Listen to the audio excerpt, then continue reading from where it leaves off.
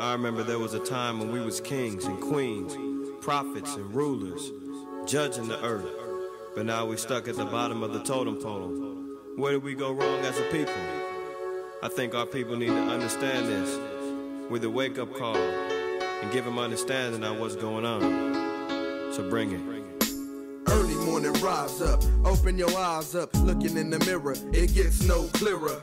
Cause we don't understand our own selves, drowning in sorrow with empty Hennessy bottles upon the shelf. Cause everybody wanna be a king, selling out their soul for this mean green cream thing. Paper chasing but not facing the facts that as a nation we all done got lax, and letting the devil control us. And thinking like them damn Africans, they sold us. We in captivity because they hold us. Working hard with heavy burdens on our shoulders. Man, I thought we were some soldiers, but every second that I look, we get.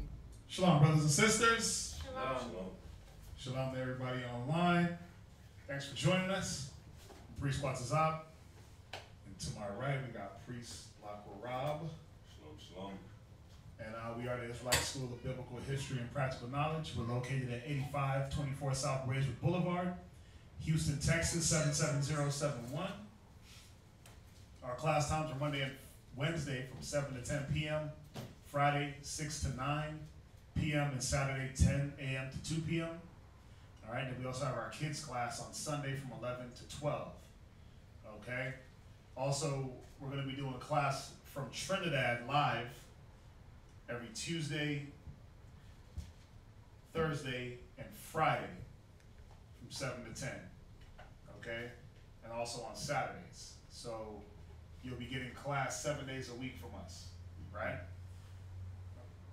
If you're in the San Antonio area, we do have a school at 4219 Centergate Street, San Antonio, Texas, 78217.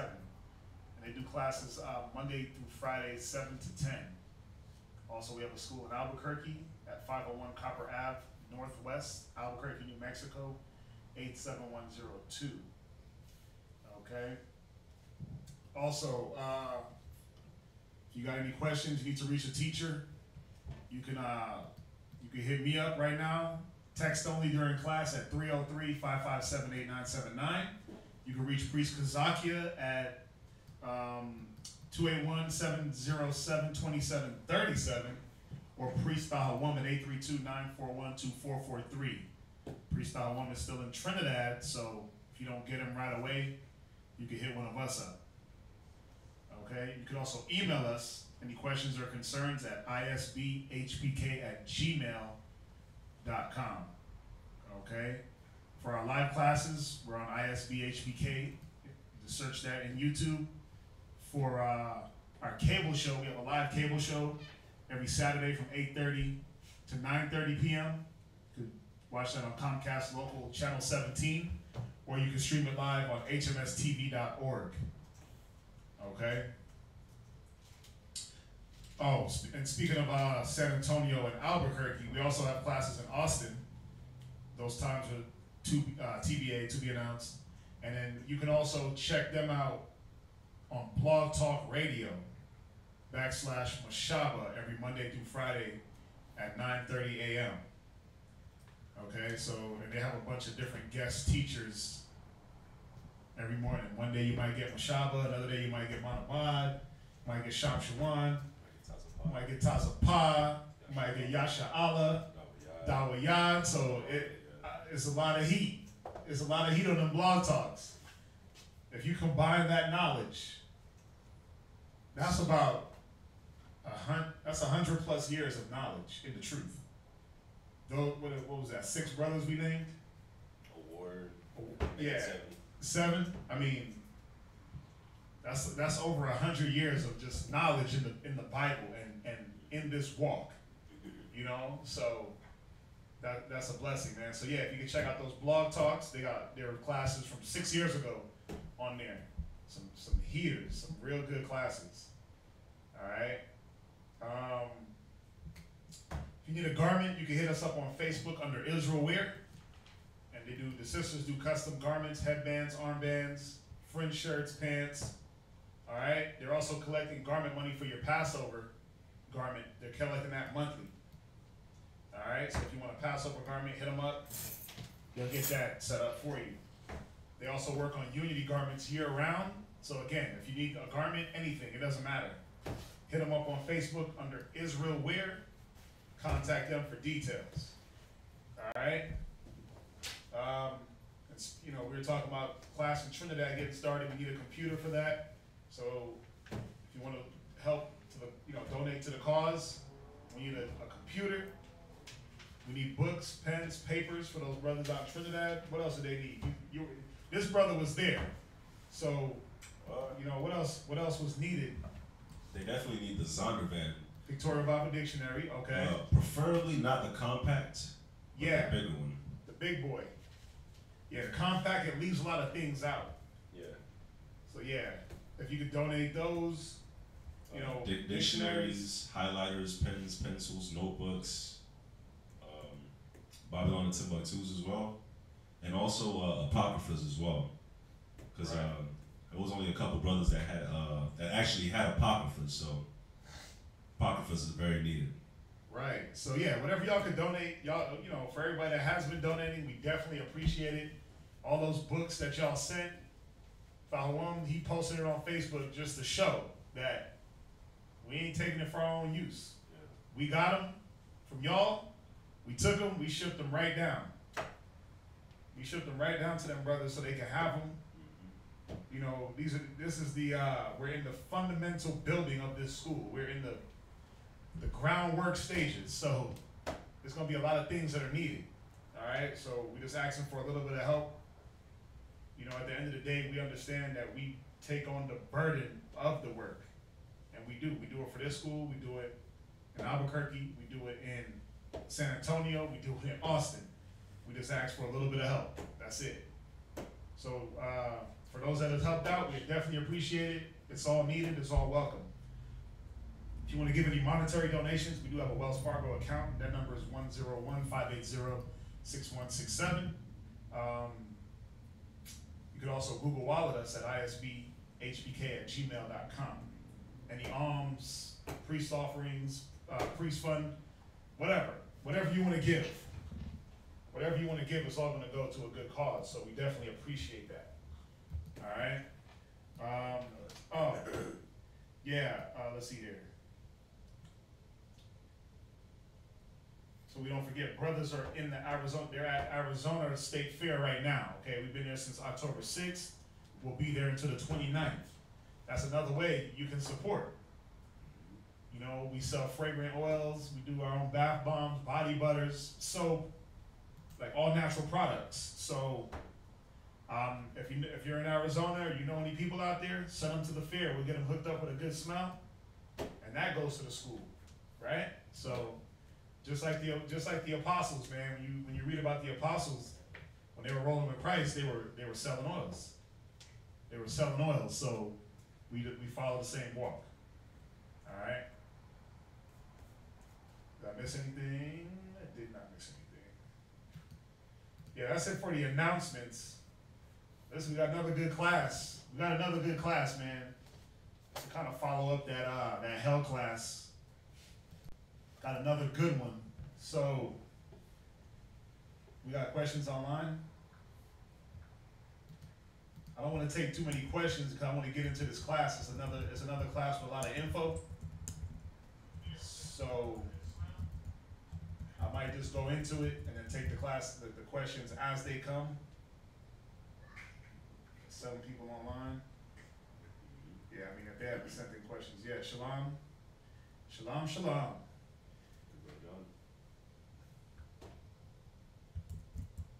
Yeah, we just gonna go right into it, man. If y'all got questions, shoot them through. We just gonna go right into it. So the title of the class is The History. What I say it was the history of good and evil, right? Sir. The history of good and evil. So we don't go. I know we've been in Genesis for the last couple of days. I feel like I've been in Genesis for like the last 5 months. It's crazy because there's a lot of questions that have been coming through Genesis. I actually been like rereading Genesis just like in depth. I've been reading it and reading it. I've been in Genesis for like just reading it myself over and over and over for like the last 2 weeks. So I'm trying to get making sure my Genesis knowledge is up there. And Genesis, I mean, there's a lot of, everything starts in Genesis. It's the beginning, right? It's the beginning of the Bible. So it's going to be the beginning of all the things that befell us, all the things that we have to do, and we see why certain things are. So just like anything, everything has a beginning, right? So we're going to check out the beginning of the wicked seed, right? We're going to check out the beginning of the wicked seed. So somebody give me Genesis 3 and verse 1. Somebody get that black dictionary because we're going to define a few words. Oh, I said one thing on that too. No, go ahead. Go ahead. Man, I'm actually really excited for this class because it's the history of good and evil. So we're going to start off in Genesis. So Genesis is the beginning. So you're going to get to see, you're going to get to see these same negative spirits, the same negative energy. It's been around since Genesis. You're going to see how you can watch for it when it creeps up in you, when it creeps up in your family and your brothers. You'll be able to watch it. It's been around since Genesis. It's still here. Yeah. And you know what this class is going to do? I'm going to try to paint this picture of what the Garden of Eden really looked like. And when I say that, like, what was really happening in the, what was Adam doing? What were they doing? What were the people doing? How were they supposed to live? You see that? We're going to try to paint this picture to show you that it wasn't just a bunch of people running around like nomads, butt naked, retarded, with no understanding. With little fig aprons tied around their waists, with their goodies hanging out, walking around butt naked, just uncivilized. No. And we've been through this. We went through this on Sabbath class, right? So again, this is not a Genesis breakdown, but it is going to touch on things in Genesis, and we're going to go a little bit deeper than what the surface gives us by just reading it. All right? So we're going to start Genesis chapter 3 and verse 1. Genesis chapter 3 and verse 1. Go ahead. Now the serpent was more subtle than any beast of the field. All right, so get me the definition of subtile. And since it's only him, help him out. Yeah, look at that black one. I know they got some good ones in there. Actually, Jeremiah, bring that up and let him use that real quick, and then it'll just be easier.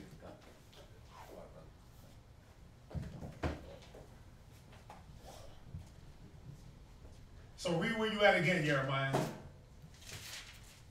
Genesis chapter 3 and verse 1. Go ahead. Now the serpent was more subtle than any beast of the field. Right, so we get the characteristic of the serpent. So, for one, let's look up serpent. Hold that subtile page. Let's look up serpent. There's 3 words we got to define in this one verse. We're going to look up serpent, subtile, and beast. Dictionary definitions, and we're going to get some scriptures on it just to edify the point. It's important. Remember, Genesis chapter 1, 2, 3 is a lot of heavy symbolism.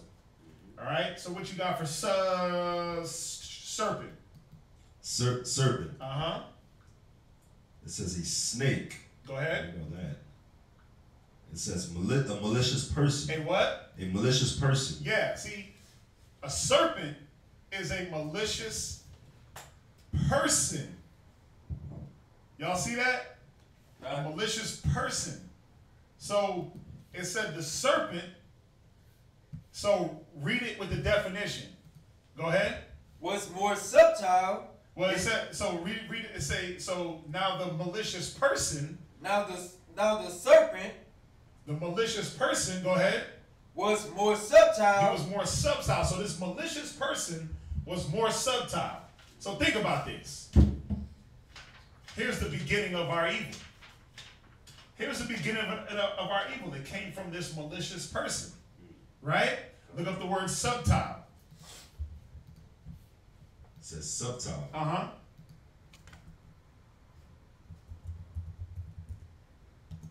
It says to make subtle, to refine. Uh-huh. I think that's the right one. You got subtile, what's that? And then you got subtile. That's the one I was reading. Oh, okay. It's not good. I said it wrong. I should have said subtool. Subtool? Well, It Cause says you don't have no audio. It'll be subtile. Sub-T-I-L. It's S-U-B-T-I-L. it says the quality of being subtile. Uh-huh. Cunning craftiness. What? Cunning craftiness. Right. So if you read it with the definitions, it says, now the malicious person was more cunning and crafty than any beast of the field. Right? So real quick, let's get Ecclesiastes in the Apocrypha 3 and verse 18.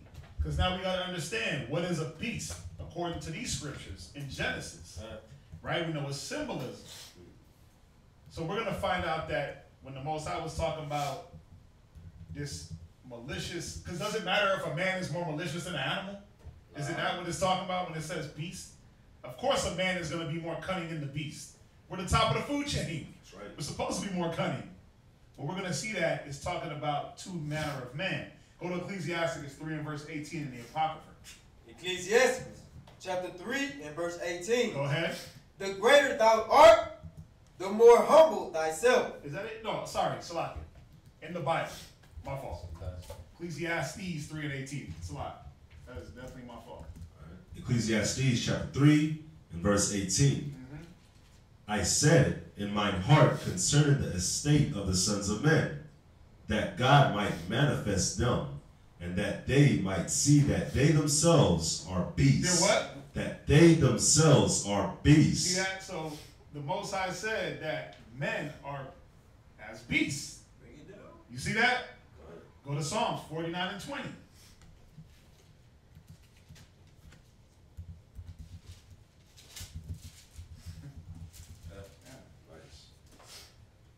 Psalms. Go ahead, read that. Chapter 49 and verse 20. Uh-huh. Man that is in honor. Right, so this is talking about a rich man. When you read up, it's talking about a man that's wealthy. Right? So a man that's in wealth, he got wealth and honor. Go ahead. And understand it not. But he don't got no understanding. Y'all get that? Go ahead. It's like the beast that perish. He's like the what? The beast that perish. Right, so we see that man is as a beast. Get Psalm 73 and verse 22. If I'm going too fast, let me know. It's just a lot of scriptures. And I want to get it out in its entirety. Let me know if I need to slow it down. Psalms chapter 73 and verse 22. Are we alive? What? Can you see my comment? AMG, yes, we're alive. We can see your comment. If you have a question, go ahead and shoot it through. Right now we're going over the beginning or the history of evil, the history of the wicked seed, and we're starting here in Genesis. So where you at? Psalm 73 and verse 22? So let's see what David said. David was a wise man, right? He had the wisdom of the Most High. So let's see what David had to say concerning this matter. Go ahead. Psalm chapter 73 and verse 22. Uh-huh. So foolish was I. So what? So foolish was I. Right, so this is David. He's giving characteristics of a beast. So a beast is foolish. Go ahead. And ignorant. And they're ignorant. Why? Go ahead. I was as a beast before thee. Right, because a man without the wisdom, knowledge, and understanding of the Most High is just a damn beast. So let's jump back. Let's jump back to Genesis 3 and 1. So we got to understand this, that the men of everyone in the garden, we're gonna go in. We're gonna dive in this. We gotta really think about it, that all the men in the garden were as what? Read Genesis 3 and 1. Read it out here. What's up? You know, I had a question. No, what's up? If there was all Yeah. Like, why would he had, you know what I'm saying, man, Adamites, you know what I'm saying, to name every animal and whatever he called it with soul, or and name the woman, right? If they were as beasts, because at that time, but just to my understanding, I'm not saying it's correct. That's why I came for it. Right. So why would he then have them in dominion and control like that if he was going to create them to be simple-minded? Well, let me rephrase what I said. Everyone was a beast besides Adam. All other men were beasts. Adam, we know, back in Genesis 1 and 26, and we're going to go there, but we know that Adam had the wisdom. But all other men that were in the garden were beasts. They were animals. Kind of like us awake and the ones who are here without the basically, right. They were lawless. You see that? All Adam had was the law. That was the wisdom. He had the law. But they weren't really lawless, though. I'm going to show you how. We're going to get there. That's a good question. We're going to get there, but read where you at again. Genesis 3 and 1. Genesis chapter 3 and verse 1. Go ahead. Now the serpent was more subtle than any beast of the field. Right, go ahead. Which the Lord God had made. Right, so we know the Most High made all men. Right? Okay. He made us all equal at one point, then he gave Adam the wisdom. We're going to go into that also. Right? Go ahead. And he said unto the woman, yeah, hath God said, ye shall not eat of every tree of the garden? Right, so he asked Eve a question. So we gotta ask ourselves this. To be subtle means to be deceitful and treacherous, right? Why did the serpent have to be deceitful? Because what do you think? Go ahead. He had to be more cunning and deceitful because her husband, he had the knowledge already. I mean, at that point in time, he named him. Because everything that was in the garden or just existed at this point, the Most High put before Adam, and whatever he called, that's what it was. He couldn't come to the man. So he had to go. He knew something that we didn't know. That's why I guess, like you said, the men of the beast. And he was the craftiest one. He knew something that we didn't know. Right. What this man's weakness is. Well, you got to remember that at this time, Adam and Eve were equals. You got to remember that. They were equals. The curse was when you read down in 3, it says now you will be subject to your husband. See, Adam and Eve, she was created as a helpmeet. Right. They were equal in thinking.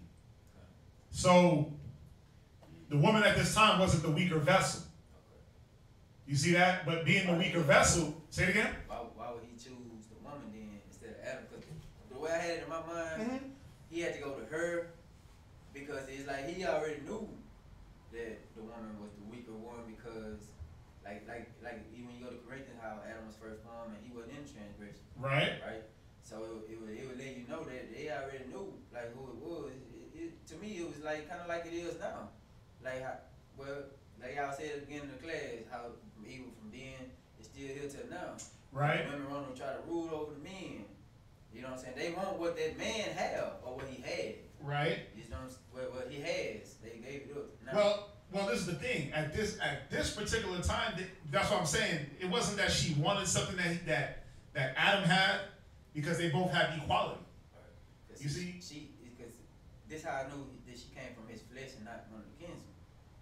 Because when the Most High talking about opening them up, right? Yeah. And when he closed up the flesh, thereof, and he took that and made her.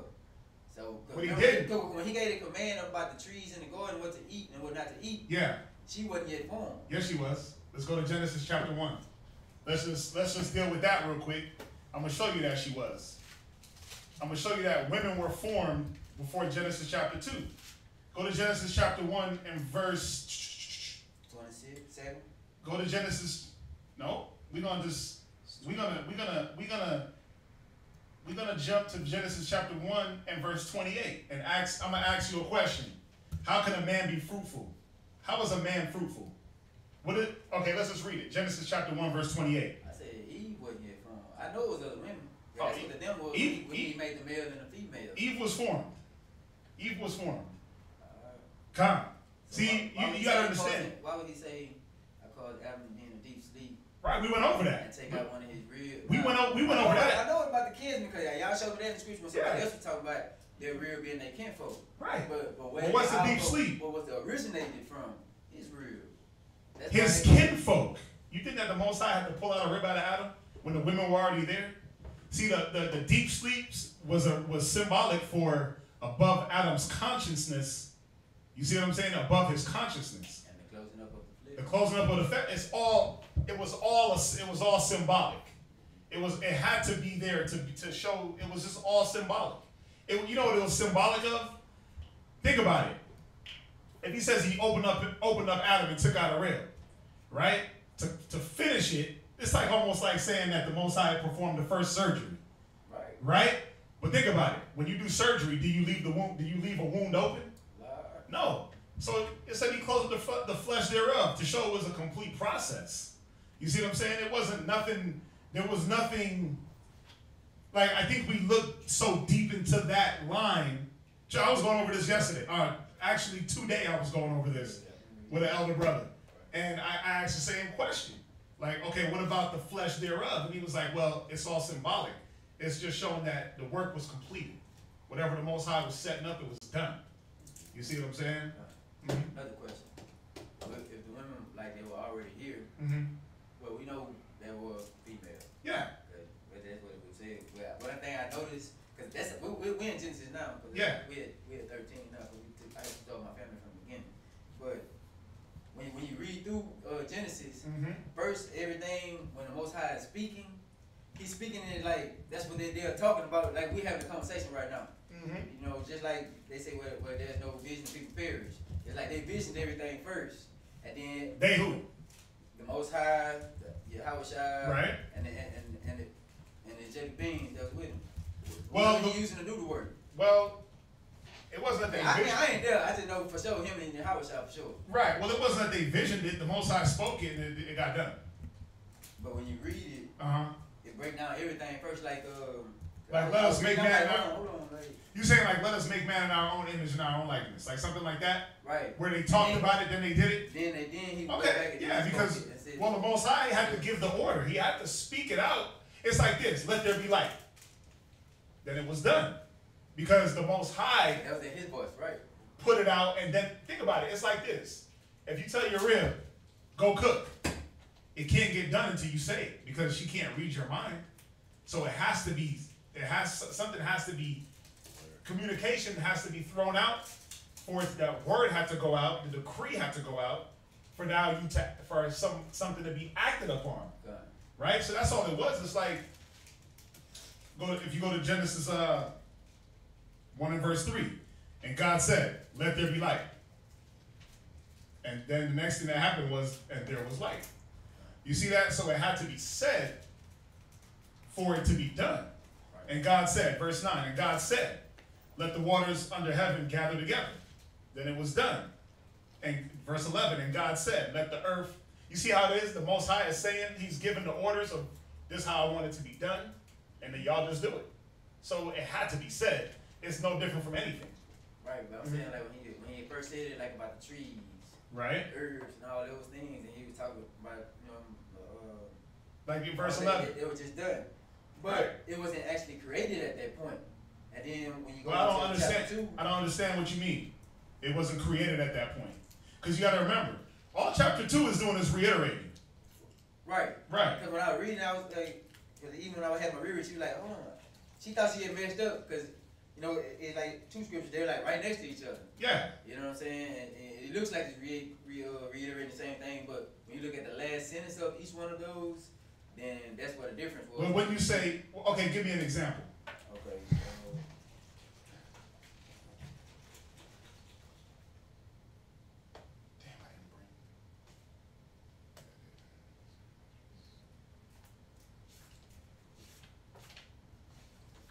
Yeah, we gotta see that all Genesis 2 does is reiterate and go into depth of what Genesis 1 was what happened in Genesis 1. That's where a lot of people get confused. 23 Wait. Verse in chapter 1. Chapter 1 and what? The animals. Chapter 1 and what? After their kind. Chapter 1, verse 21, and then right. Again in verse 24. And God. Okay, so in chapter 1 and verse 25, you can do those because they're right next to each other. So chapter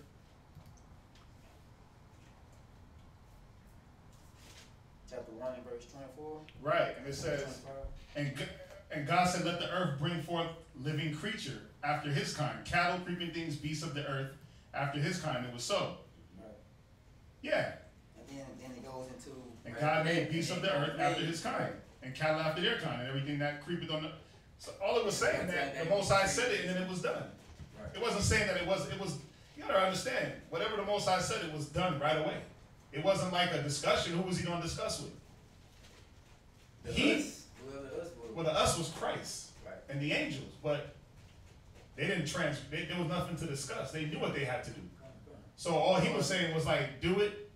The only thing they ever discussed, the only thing that, and even then, it wasn't even a discussion. When the Most High said, let us make man in our image, that wasn't a discussion. That's no different than saying, let there be light. You see, so it wasn't like nothing. Everything happened on the day that it was supposed to happen. When you go into Ezra's, right? When you go into Ezra's even tells you on this day this is what happened. On the first day this is what happened. Second day this is what happened. Third day, and it lines right up with Genesis. You see what I'm saying? So, yeah, whatever the Most High said to be done on the day of, that's when it was done. I mean, you get that? Where we at? Let's jump back. 1 and 28, you say? Them? Oh, well, yeah. I mean, we could go there just to show you that, yeah, there were women created. There were women created. That's why he said, read verse 28. And God blessed them. Right. Go ahead. And God said unto them, right, be fruitful and multiply. Right. And replenish the earth. You got to understand. You know what this is telling you? That when you go into Genesis 2 and 1, all it was showing you is that Adam was a man without a woman at the time. That's all it was. Right. It was nothing. It's nothing foreign about that. You were once a man without a woman. Good. Right? Good. What was that? And that's the point I really tried to get at. I'm glad you brought it up. Mm-hmm. I couldn't think of it at the time. So when he talked about Adam, when he was saying it's not good for man to be alone. Right. Well, we already know the Adamites. Right. You know what I'm saying? They had reels of Most High had a meat for them. He said, but there was not found an help meet for Adam. There was not a help meet found for him. Meaning, right. He was looking, but it wasn't one found for him. So that's why the Most High gave him that one. Right. All he did was, but you got to understand. Let me ask you a question. Was the Garden of Eden like the size of a block, or was it huge? It was a pretty big place. Okay. You got the 4 rivers coming out of there. It was huge. Right. Listen, if you look at the borders of the Garden of Eden, it's modern day Iraq all the way over to Ethiopia. Bro, if you look at that landmass, it was huge. So is it fair to say that, I mean, he doesn't talk about it, but think about it. If Adam was a man in one place, in just one little area of the garden, and he sees all the little women that's there, and he's like, I don't want to deal with none of them. Does that say that there's not other women around that the Most High could have sent to him? Because that's all it was. The Most High just sent him a woman. When it says kinsman, it's not talking. It doesn't have to be somebody from your direct family as kin, because even when you go into that Samuel, it equated the whole 12 tribes as kin. We're kinsmen. Right. We're kinsmen, right? Because we're from the same nation. Right. So that's all it was saying, that a woman from his nation. The Most High sent him. It wasn't. Listen, you got to understand, man. The scriptures say the simplicity in Christ, right? Where is the simplicity in having us thinking that the Most High literally had to go inside of a man's chest, pull out a rib, when he already created all things that man needed? Where's the simplicity in that? I wouldn't say it was simple, but just me, like, for like how I've been studying since I've known about God, before I knew I was an Israelite, I I don't put limits on the Most High because that's why he is the Most High. Like, you know what I'm saying? That's why he says anything too hard for my God. So I don't look at it as far-fetched saying like he can do that, because just like he spake and light came about, you know what I'm saying? He can speak and make that real of a woman. Yeah, but even when he spoke and said, let there be light, you think he just said it and it happened? No, there was a process. It was a process. It's a process. You got to remember, the Most High, there's sensibility to the Most High. It got to be sensible. It got to be made for us to get it, to understand it. You see what I'm saying? Where I'm not putting a limit on the Most High and saying that he couldn't pull a rib out. I'm not doing that. That's not what I'm doing. Like Moses would be a perfect example of that, because he didn't have to use Moses or nobody to go in there and deliver Israel. But he did. Right. Why? That's the point. Why? Why? Why did he have to use a man? To make it simple for us, to give us something that we can see. It had to be simple for Israel. Because why? The scriptures say the Jews require a sign. The Greeks seek after knowledge. So we got to have something, no matter what, that was relatable. You gotta take this story and almost say, okay, what if I was Adam? And I'm a man that just got some wisdom. First of all, I was running around the field. I mean, this just don't even go as in depth of where my mind is thinking. Like, think about Adam without the wisdom. He was just like you, me without the wisdom. Probably running around, right? Hitting everything. Then the Most High woke his ass up. Because he said he was a beast, right? What do beasts do? But he was out from the time he was created, though. He was what? From the time he was created, though, he already had that power. Had what power? The knowledge. No, he didn't. That's wrong. He didn't have the knowledge of the evil. No, he didn't. Oh, yeah. Listen, you got to remember. But he had the knowledge that the Most High. You got to remember first. No, you got to remember. We could go there. Why would you ask a beast to name other beasts? Hold on. You're jumping. Okay. What I'm saying is this. Adam was created. Yeah. And then it said he was created with the wisdom after. It said thou created Adam, the body, and then gave him the spirit. See, Adam, the body was created, and then he got the spirit the next day. You see that? And remember, 1,000 years is a day of the Most High. We can go there. No, I know that. He was created as a beast first. He didn't have the wisdom when he was first created. I'm gonna show you. Let's go to when he became it's second Ezra, but he became a living soul. But guess what? He was already created as a man. He was already here, roaming. You see what I'm saying? And then he got the spirit. So yes, put yourself in the mind of a man without the wisdom. Well, what were you doing without the wisdom? Running around hitting everything, right? Running around being a beast. What they call you? I was a beast in them streets. And then when you get the wisdom, what happens? Now you like, well, damn, I'm scared to touch anything because guess what? Right. I'm waking up to who I am. And now I'm accountable. So it's not far-fetched to see that Adam was like, let me chill. I ain't trying to deal with nothing because now I know I got to be accountable for it. Now I know I got to teach my woman. This man. You see what I'm saying? So, you broke it down. And this is the picture I'm trying to point, is that this story is all of us. This story is all of us when you really look at it. This is how we all were before we got the knowledge. Yeah. You see that? Yeah. So, let's jump back, though. Let's jump back. Where we at? Where did we jump from? Psalm 73:22. So we read that, right? Mm-hmm. So, I asked the question, why did the serpent, why did he have to be subtle? You know what he was trying to do? He was trying to go under the law. He was trying to go under the commandment and he was trying to go above Adam's dominion. Because that's what Adam was given, right? Adam was given dominion over, think about it. If there were people, you got to look at it like this. You know what Adam represented? Adam was the governing body of that land. The people were the body, the governors, the law keepers of the land. Everybody else was living, or supposed to be living, under what? Under the law. The serpent was like, nah, bruh, we ain't doing that. I don't want to live under the law, so guess what I'm going to do? I'm going to show this person that I can get to something supposedly she don't know. I'm going to give her something that she don't know. Because yes, when they got the wisdom, they didn't deal with the other side. They dealt with one side. Edith. There's 2 questions online. One pertaining to the The subject. topic? Yes. Okay, let me see. Yeah, this is I'm not gonna finish this. It says, why there's no black Jew in Israel? Like, nobody left there?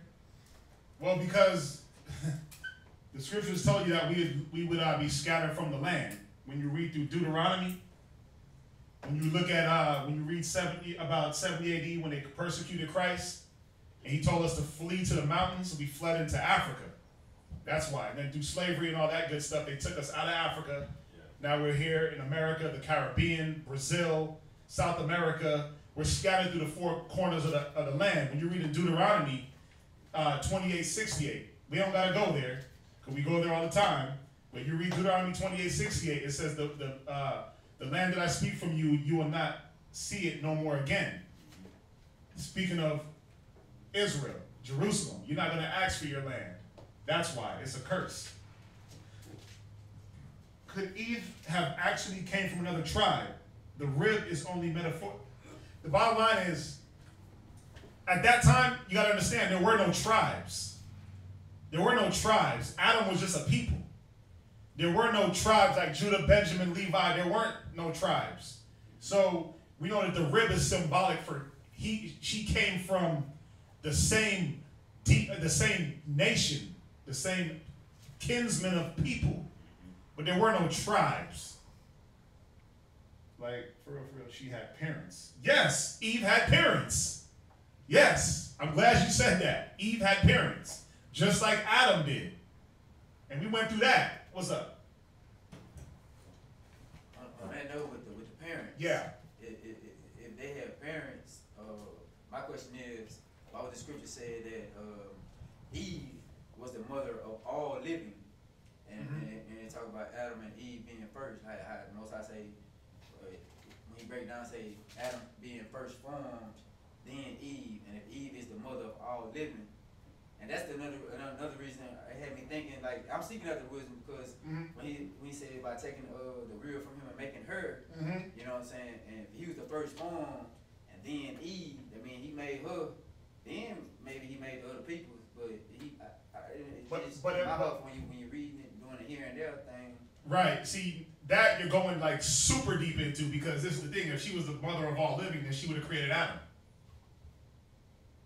You see what I'm saying? That's why the 1 Corinthians breakdown let you know that he was first. Remember when it get an order. Right. It does. And then it shows that how the woman came from man. Right. Man from woman. But then he said now that the woman is not without the man, neither is the man without the woman. Meaning, right. Now we need both of each other to produce and do these things. Right. But this is the thing. Let's read it for what it is. We're here, Genesis 3:20. And Adam called his wife named Eve, because she was the mother of all living. But this is the thing. If she was the mother of all living, she would have created Adam. She didn't. Adam was already here. There was other women there. You see that? So we know she didn't create all. She isn't the mother of. It's symbolic. It's symbolism. Because that means, think about it. All living, plants have life. Animals have life. So did she birth the cows? No. Right, but again, we just have the mindset of the Most High.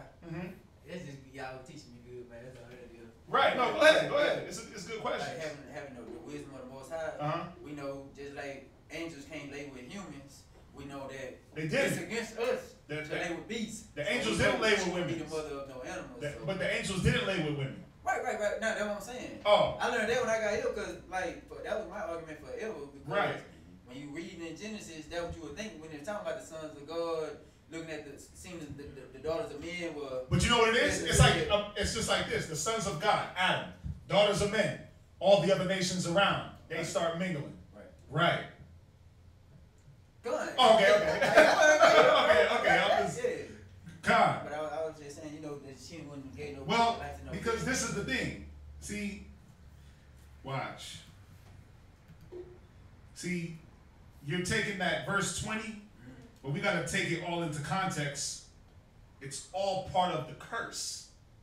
You see that? Where is that? And that's why that was my argument. That's why I was asking that question that day about him being a beast. That the serpent was actually the serpent and not a man at that time, because when the curse was given, because I don't see no man going about on his belly. You know what I mean? Because even when you do like we're gonna go there. Math and science geek coming up. Right. So we know snakes got legs, and even the ones that's on their belly right now, they have legs still. But they're not out. Some of them become deformed, and you can see them. But if you take a lighter and put it to a snake, his legs will protrude. But this is the thing. See, you're looking at belly as like literally, it's symbolic. It was symbolic for chasing your lust. We're gonna go there. Yeah, I got that in here. I want to get there. But it was symbolic for going out. It was symbol. You gotta remember. This is symbolism like 101. Like if you don't go to, that's why David said it best. Through thy precepts, I get understanding, because if you don't have these precepts to be able to say, let me look at it through the eyes entirely of the Most High. The Most High got the keys right here. And then they depict this all the time in the movies. Showing it was kind of like that, because remember with the curse, it was talking about the enmity between the two seeds, her seed and his seed. We're gonna go there too. We're gonna bruise his head, because I know as soon as I see a snake, I'm gunning for his head. Right. And most people, when they get bit by a snake, it's somewhere in here in this region. Most times. You see what I'm saying? But this is the thing. The seed, we're gonna go there too. That wasn't talking about the serpent. That wasn't talking about the serpent. We're gonna go there too. They're good questions. But see, this is the thing you always have to do when we read the Bible. It's just like this. Perfect example is this. The law says don't eat pork, right? And then Christians say, well, as long as you bless it, because they can go into other Bible scriptures and be like, well, as long as you bless the meat, then it's good to eat, right? But see, once you say, you know what, I'm gonna put myself in a Hebrew mind state and know that we didn't even sell pork in a Hebrew market. It wasn't even something that we sold, so we couldn't eat it. We couldn't let you eat it. So it's about keeping your mind in that Hebrew mind state of knowing this is how it was from the beginning. I am the Most High, I change not. And that you have to get the understanding of like what Paul is saying. You got to get the understanding of the vision of Peter. You got to get these because that's symbolism also. Peter and the beasts. Yeah. I get it now because you just put up my heart saying that, because like you said, the Hebrew mind state. Yeah. And you got to remember how I try to say that he's speaking in similitude and parables. Yeah. So now instead of just looking at it and trying to get just too far in, and just look at it for what is the similitude? Right. What is the parable saying to me? But also understanding how it's written, because that's a key. How is it written? Is it written historically? Is it symbolically? Is it prophetically? Right. Because those are the three ways the Bible are written: symbolism, prophetically, like it's going to happen, or historically, it already happened. Right. It's just like Deuteronomy 28:68. If somebody ain't reading that right, they'd be like, "Oh, okay, that's going to happen." But it's like, no, we know that it already happened. That was historic. Right. That's how we know. Okay, we fit the curses. Right. You know, if you jump into if you go to like Isaiah 60, and it talks about the kingdom being restored. Right. It's like, well, if you read that, you're like, oh yeah, that already happened. It's like, no, that's going to happen. Right? That's going to happen. So it's about knowing how it's written. We know that Genesis, it's just like this, when it talks about Peter in the vision, and he said he saw all manner of four-footed beasts. We know it's man. Why? Go right back to Psalm 73:22. Go right back to Ecclesiastes 3:18. And it shows you, beasts are men.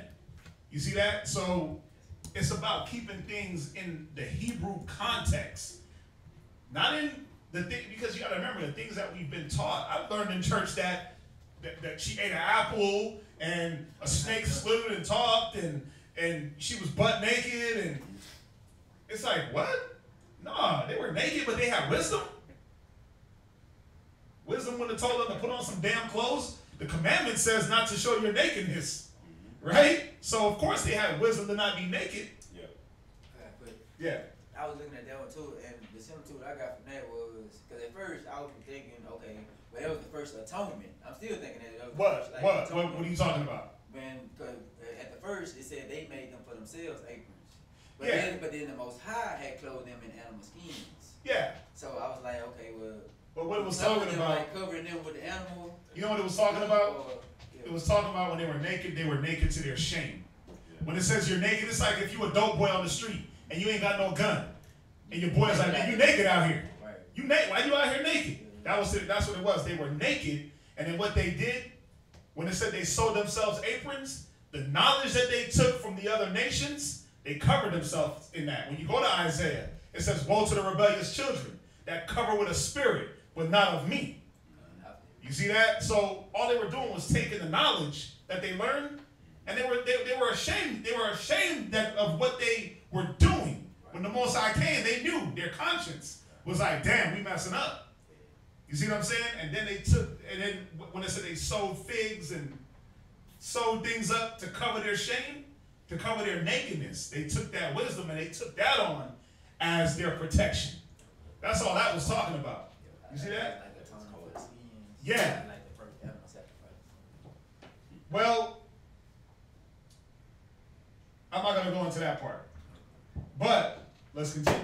Let's continue on. So the serpent was subtle. He was trying to go under the law. He was trying to go under being ruled over. Why? What was going on with him? Obviously, he was subtle. It was envy, right? Go to Habakkuk 2 and 4. See, the serpent, he lacked faith in wanting to be controlled, and he lacked faith in the rulership. Go to Habakkuk chapter 2 and verse 4. Habakkuk chapter 2 and verse 4. Behold, his soul which is lifted up is not upright in him. His what? His soul which is lifted up is not upright in him. Yeah, because the serpent was lifted up. He had a lot of demons on him. Right? He had that pride. He had that envy. He had that jealousy. When you go he had that spirit of deception.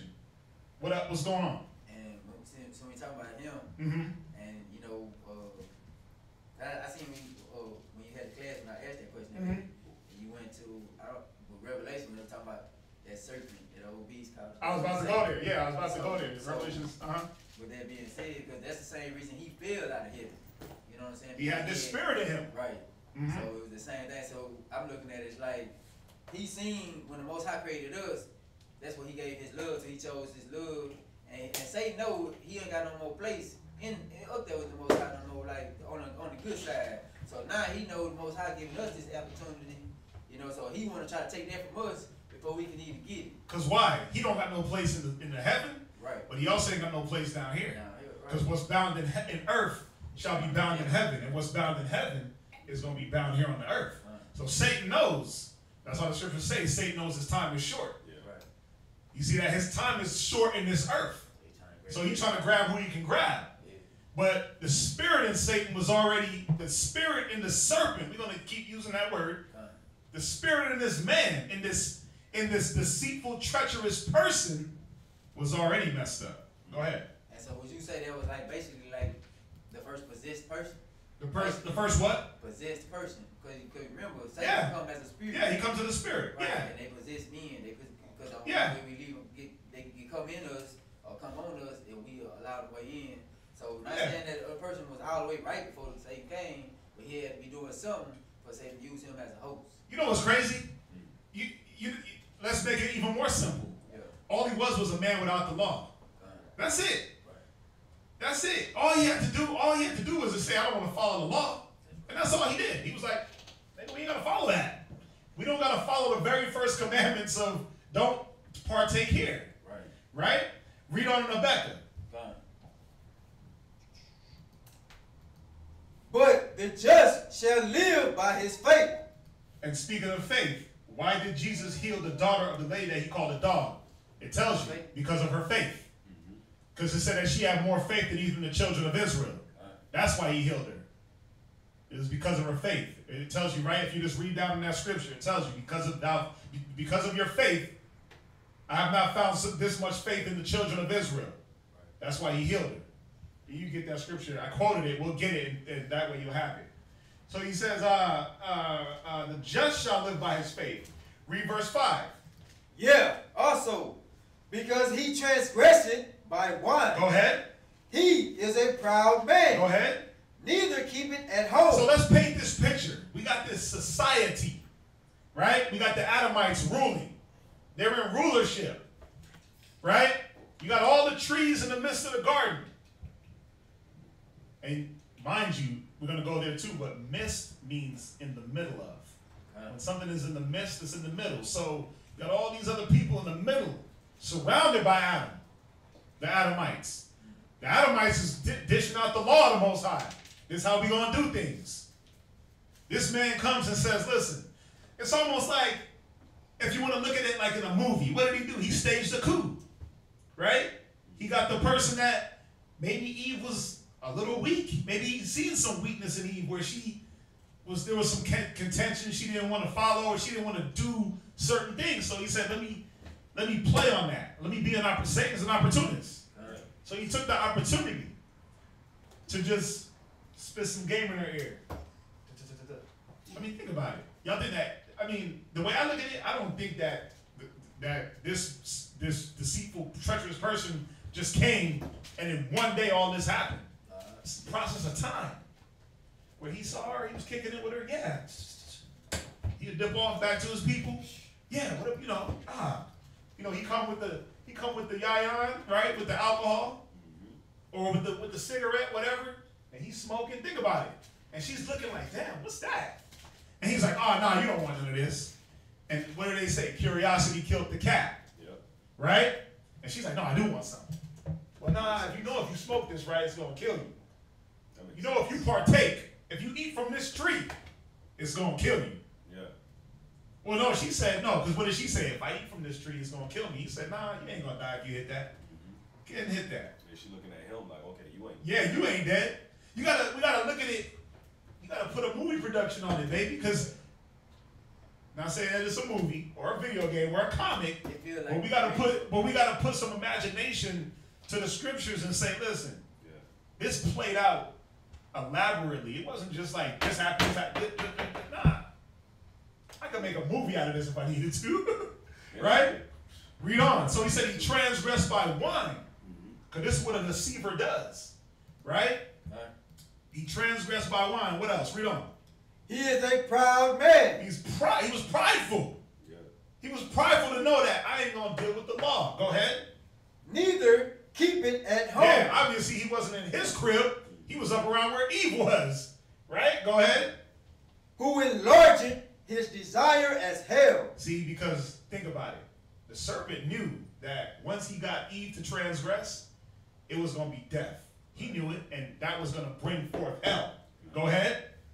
And is as death. And is as what? As death. And cannot be satisfied. You see that? He knew he was going to bring death, destruction, chaos. He was trying to rip down what the Most High set up. Y'all see that? That's showing how proud he is as well.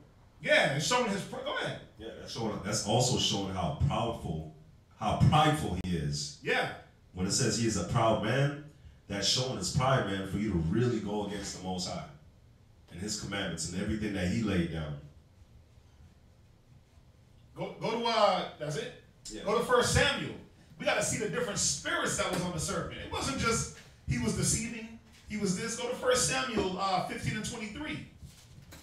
1 Samuel chapter 15, verse 23. Go ahead.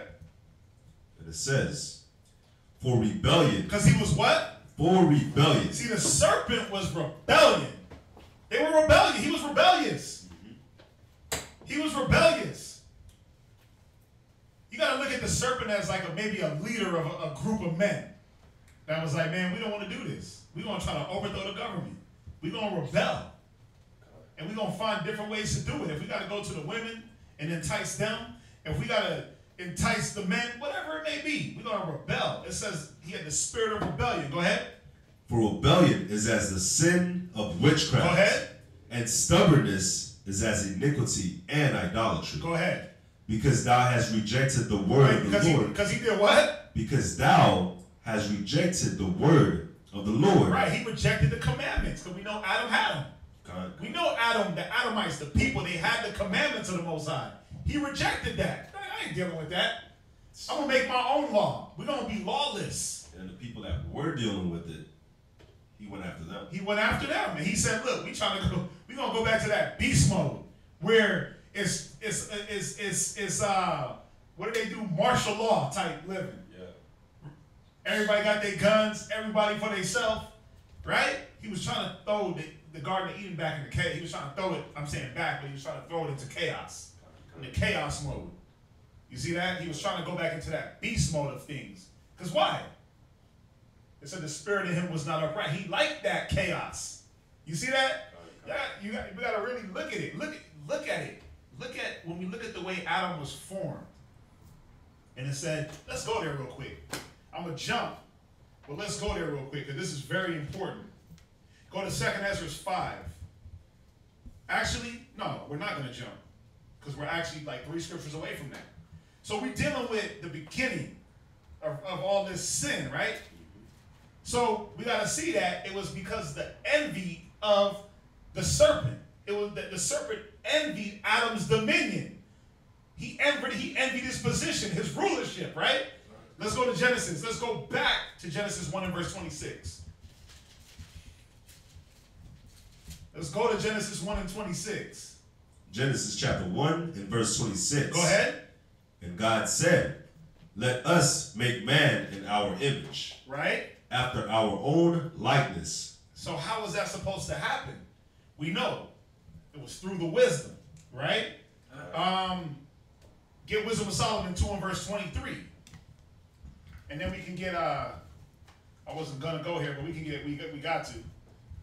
Get Wisdom of Solomon 2:23 and get Wisdom of Solomon 7:22. Is it 7:20? Yeah, 7:22. Wisdom of Solomon chapter 2 and verse 23. Go ahead. For God created man to be immortal. How? How was a man supposed to be immortal? Not to die. But how? Through what? Read on. And made him to be an image of his own eternity. Because we know the power of the Most High is eternal. It's immortal, right? God. Because of the wisdom. Go to Wisdom of Solomon 7 verse 22 now. Wisdom of Solomon. Uh-huh. Chapter 7 and verse 22.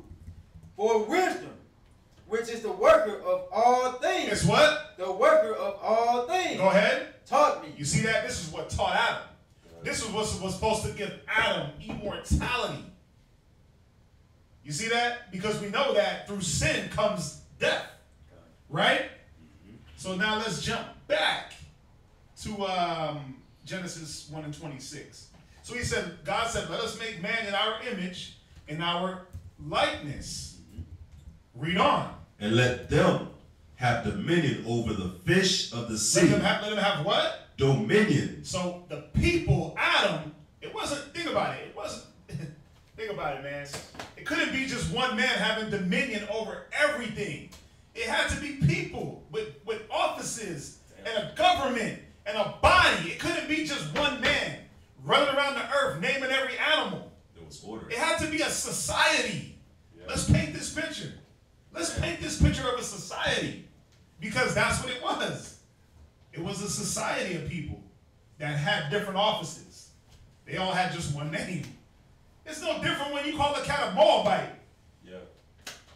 Just because it goes through and names all the different Moabites and listen, we gotta go a little bit deeper, right? So he said that Adam had dominion over the fish. Go ahead. And over the fowl of the air. Go ahead. And over the cattle. And over what? And over the cattle. Read on. And over all the earth. And over every creeping thing that creepeth upon the earth. Look up the word dominion. If somebody, yes, look up. You could look it up. Actually, look up the word dominion.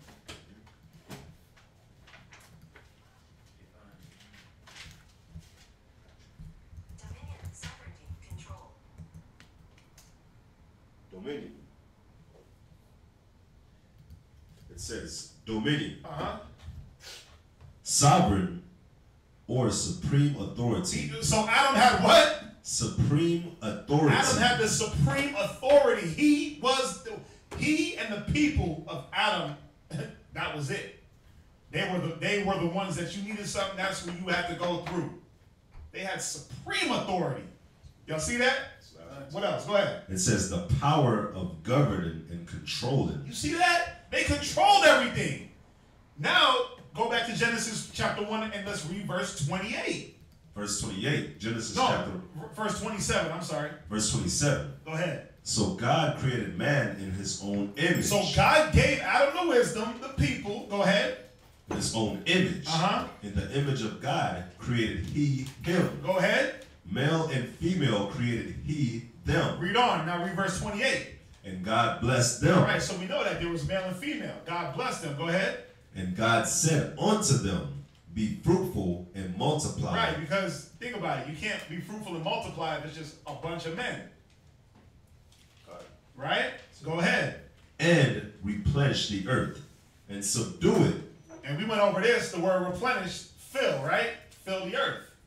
Go ahead. And have dominion. And have what? And have dominion. Supreme rulership, authority, and control. Go ahead. Over the fish of the sea. This is the kicker. Go. And over the fowl of the air. Go ahead. And over every living thing. Over what? Every living thing. Go ahead. That moveth upon the earth. Even man. Even the other men that were round about. Right? He gave Adam dominion over all men. Go to 2nd Ezra. Now we're going to get into the part. Go to 2nd Ezra, chapter 3 and verse 5. To show. You know what's dope about what you just said too? What's that? Because when we looked at the definition of dominion, it said governing. Right. He So was the it's governing body. It's no different than the 144,000. The governing body. You see how history repeats itself? Why Genesis is so important? But if we don't get it, then we won't understand that there is going to be a ruling body when the kingdom comes. Once again. What has been, like you read in Ecclesiastes, there's nothing new under the sun. You see that? Not even this. Not even the fact that there's going to be a governing body, 144,000. Nothing new is under the sun. Get that, 2nd Ezra, chapter 3 and verse 5. 2nd Ezra, chapter 3 and verse 5. There's a couple of points we're going to hit in here, but go ahead. Verse 5, 2nd Ezra, chapter 3 and verse 5. Read. And gavest a body unto Adam without soul. So think about this. If he gave Adam a body without soul, what was Adam? A beast. Adam was a beast, baby. Adam was a beast. At one point, he was a man without the law. Like I said earlier, imagine ourselves before you got the truth. Before you knew who you were, you just ran and roamed around the earth. What's up? Like that scripture they talk about, like them that are without the law, how they had a conversation, they talk about it as brute beasts. Yeah, you were like a brute beast. But see, that was Adam. He was a beast. He was a man without a soul. He didn't have this, it wasn't like he was just a dead, like a zombie, but he was just a man without understanding, roaming around, just doing whatever. Go ahead. Which was the workmanship of thine hands. Go ahead. And didst breathe into him the breath of life. Right? So he breathed the breath. He gave him the wisdom. Go ahead. And he was made living before thee. You see that? Read on verse 6. And thou leddest him into paradise, which thy right hand had planted before ever the earth came forth. Right, that right hand representing that righteous side. Right? Go ahead. Verse 7.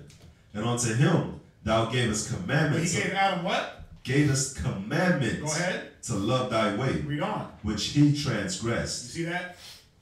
He gave Adam the commandments, but he transgressed. Read on. And immediately thou appointest death in him. Yeah, there was no, man, maybe you might die for this. Nah, it automatically. Go ahead. What's up, Bob? And that part right there kind of scared me, because you know when you read about it in 1 Corinthians, when they say Adam was not in the transgression, right? But Eve, right? And well, that's right here showing that because I know he did transgress because he ate of it with her, right? But how did she get him to eat it? That was my thing. Well, they said he was with her, Like Yeah. he said, she gave to Adam to eat. Well, you gotta remember, they weren't eating something. That was symbolic also. You see, all it was saying, we're gonna go there, but all it was saying is that, Why would he be listening to this dude? You got the wisdom, bro. that's the point. And you know, scripture let us know, we ain't gonna go to nobody who got less wisdom than us. But this is the thing. You know what I'm saying? This is the thing. He did have the wisdom, but think about how many brothers have the wisdom and still transgress to this day. You see, because why? Adam had a choice. Adam had a choice. It's like you got a choice, I got a choice. I could peel off right now. I got a choice, right? That's all it was saying, is that Adam had a choice. See, Adam, we gonna go there. We gonna go there. We gonna go there. Watch. We gonna show you why. Right? We gonna go there. Read on. So he said he appointed death. You got something to say? No. Oh, go ahead. Verse 7.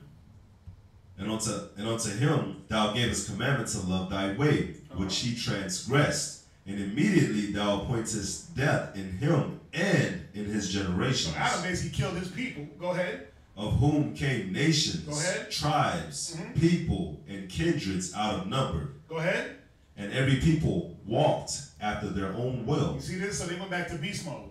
We all back in beast mode now, walking after our own will. Go ahead. And did wonderful things before thee. Yeah, the Most High was like, what the hell are y'all doing? It wasn't like wonderful, like great things. It was like, wow, you niggas is crazy. It's like, are y'all stupid? Go ahead.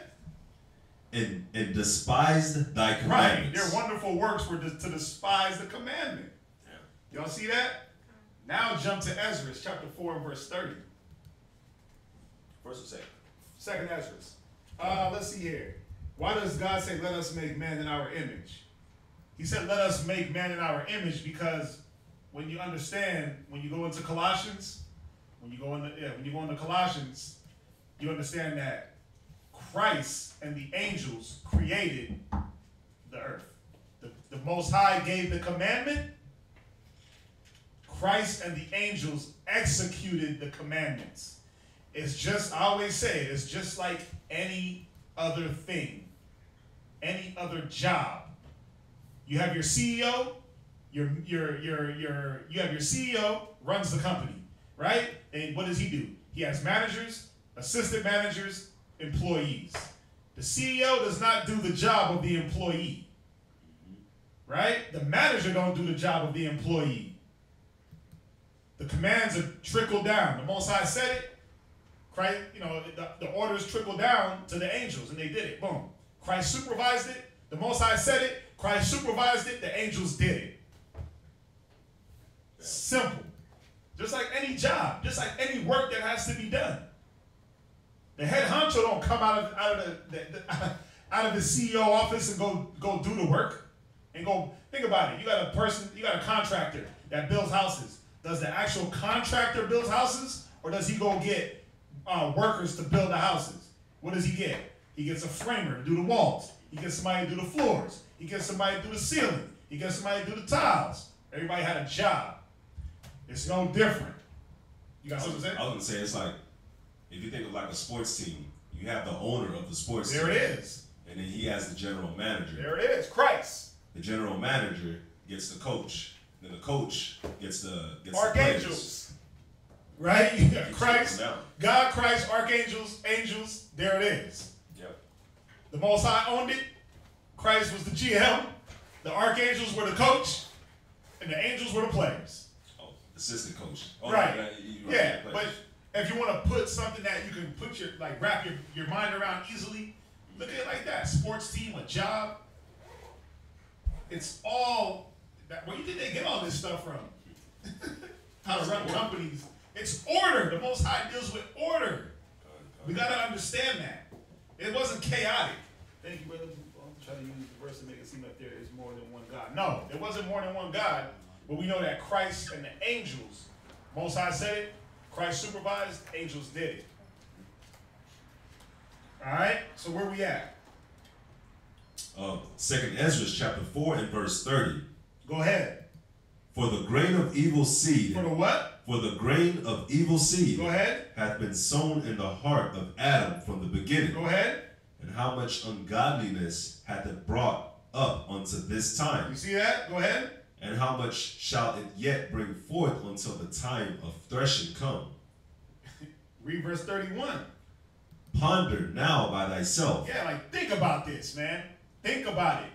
Think about it. Just took a grain of evil. It didn't take nothing big. It took man, it took something so small to get us to this point in life. Go ahead.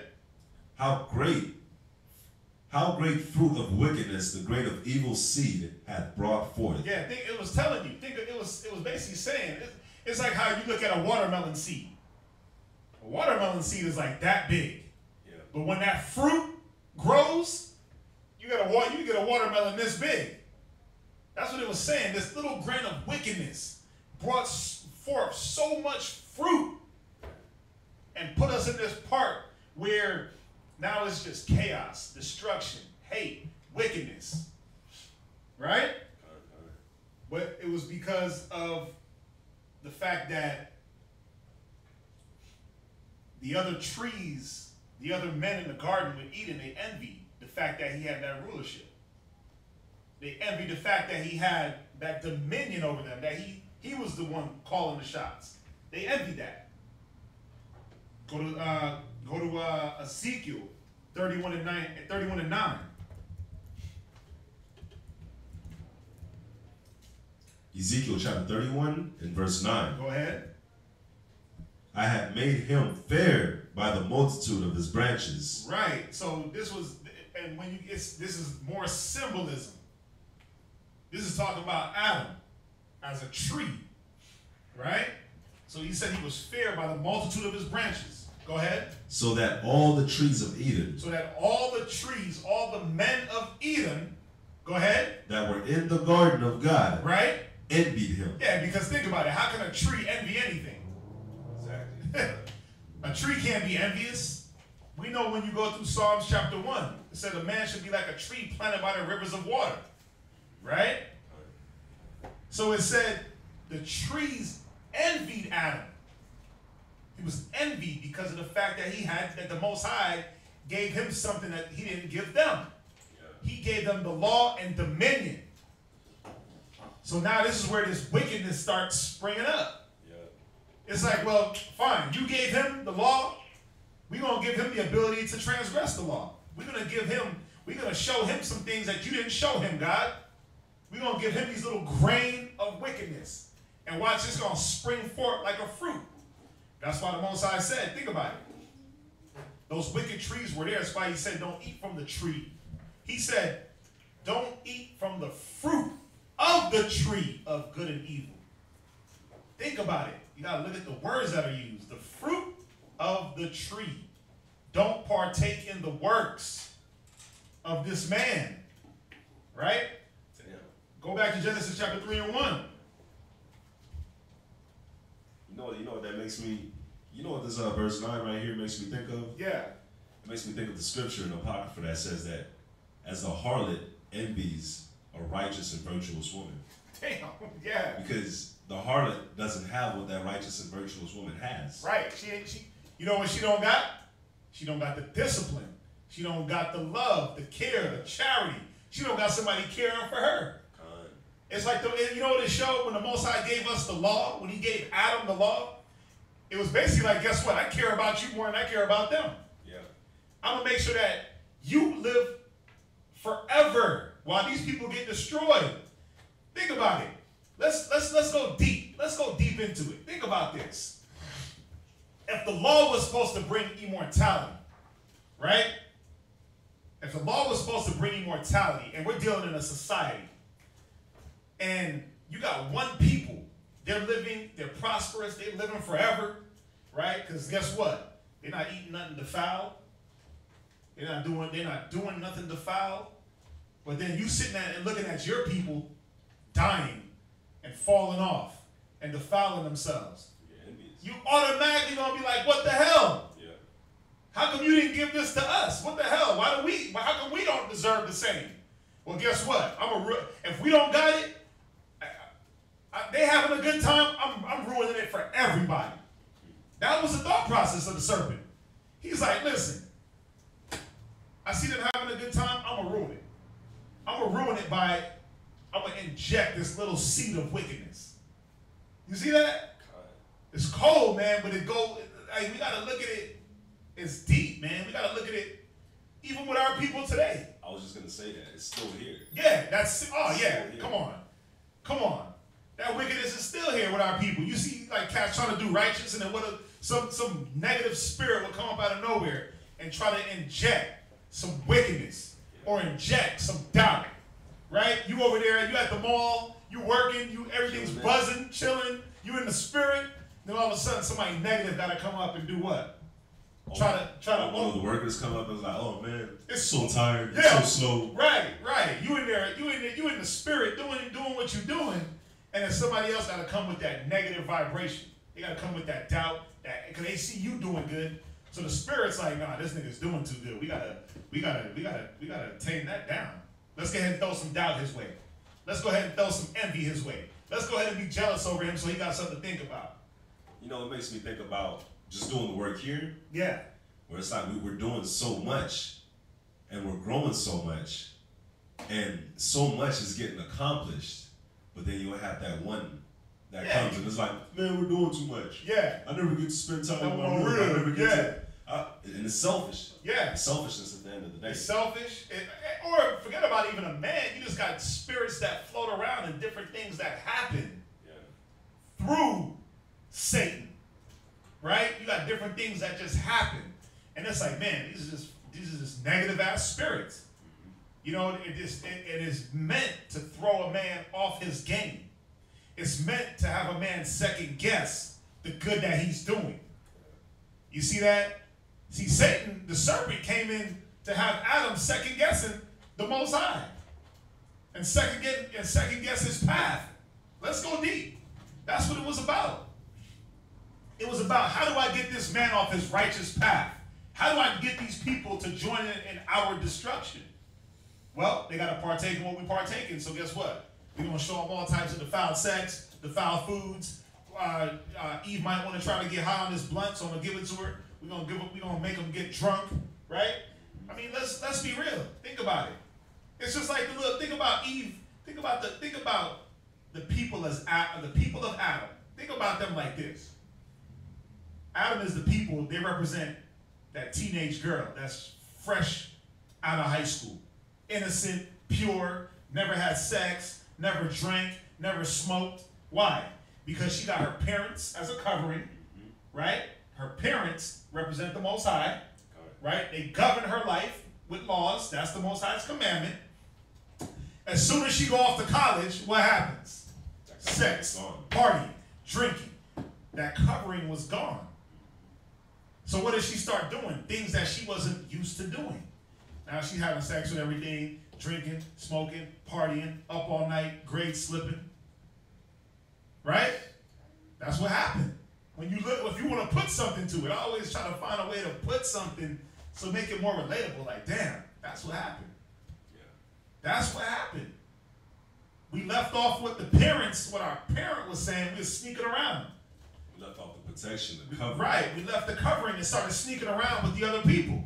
Like, oh, let's sneak around. Let's go over here real quick and deal with them. Let's go to the middle of the garden and see what, they partying over there. Let's see what they partying with. Oh, it's the Sabbath. But guess what? We ain't going to keep the Sabbath today. We're going to go party. You see that?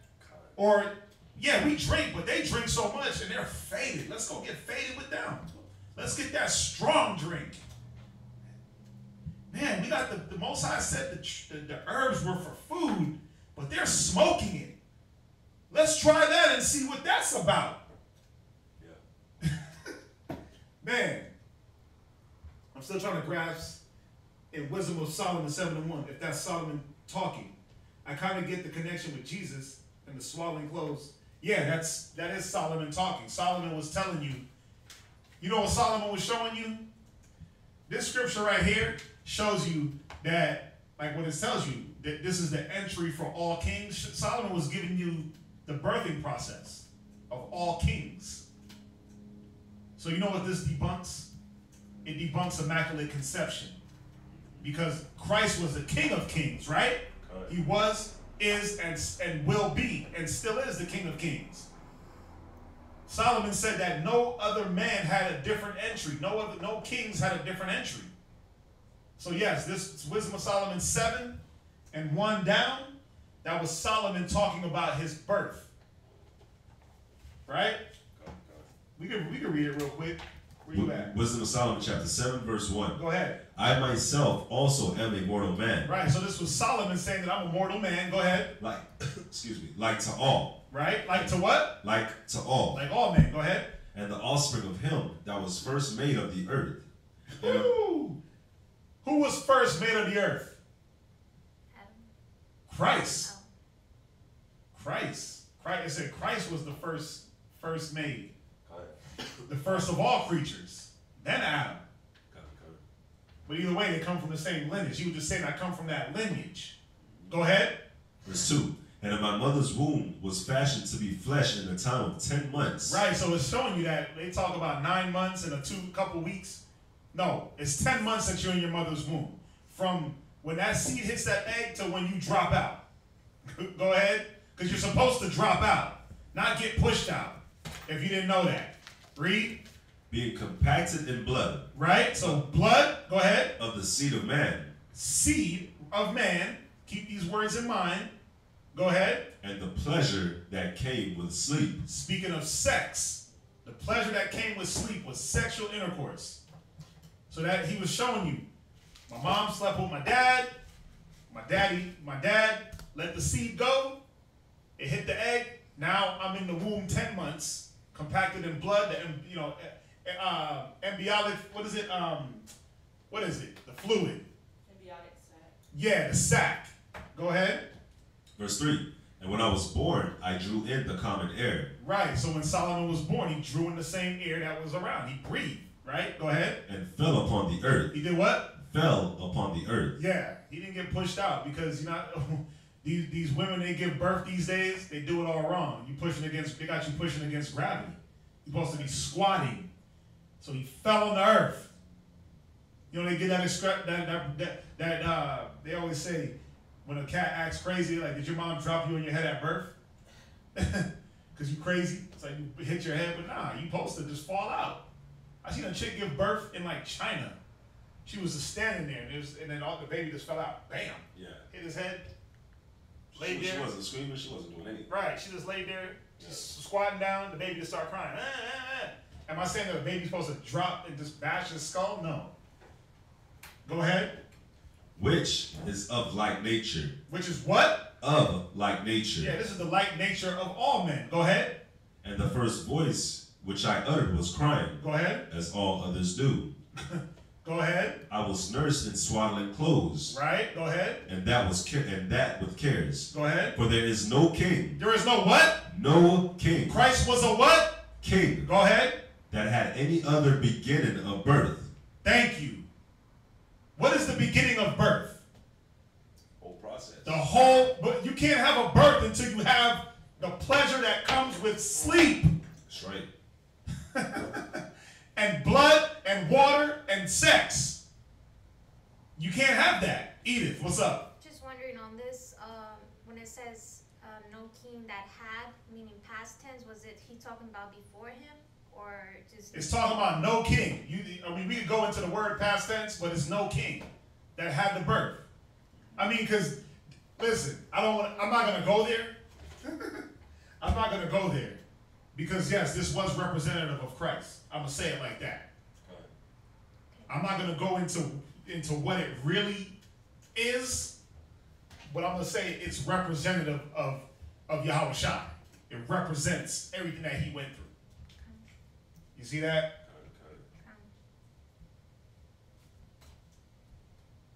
Because, I mean, think about it. If we look into the word had, right? And just said, okay, no other king had that. There was kings after Solomon, right? Which one disappeared off the scene? None. They all had the same birthing process. But like I said, this scripture right here, yes, it represents Christ It's speaking of Solomon and you know, it's symbolism, but it also goes a lot more deeper, and I don't want to take it there. Okay. We got a lot of new people online, so I don't want to take it there and confuse anybody. But it was Solomon talking about him birth.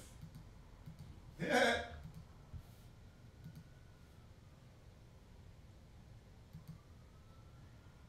He said, so if he healed the lady's daughter because she had faith, does that mean that as long as another nation have faith, they will receive salvation? No, because that wasn't salvation. All he did was heal somebody. That wasn't salvation. You think that you got to look at salvation being in the kingdom? That has, listen, that's on a level 50 million times past getting healed from some sickness. That ain't got nothing to do with salvation. But think about it. I'm gonna throw this out there.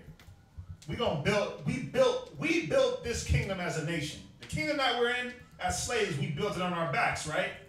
So when our kingdom comes, thy kingdom come, thy will be done in earth as it is in heaven.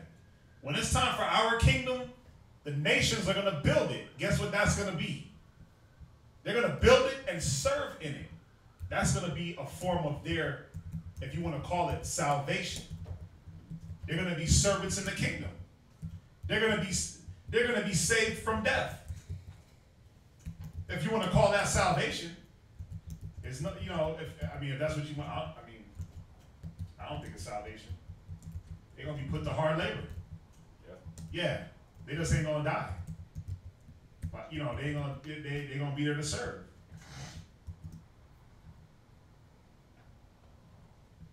It's their salvation now. See that? Like the scripture says, for the kingdom that would not serve me, bring him here, and I will utterly slay him, because that was going to be how they were saved, through serving us. Let's jump back. Good questions, man. Yeah, good questions. Good questions. Where do we get? Right. So we're dealing with the trees of Eden, right? So let's go a little bit into the trees of Eden. So we dealt with Ezekiel 31 and verse 9, talking about the trees of Eden that were in the garden of the Most High, envied Adam. Right? Let's go to Genesis. Let's go back to Genesis chapter 3 and verse 1. Genesis chapter 3 and verse 1. Right. Go ahead.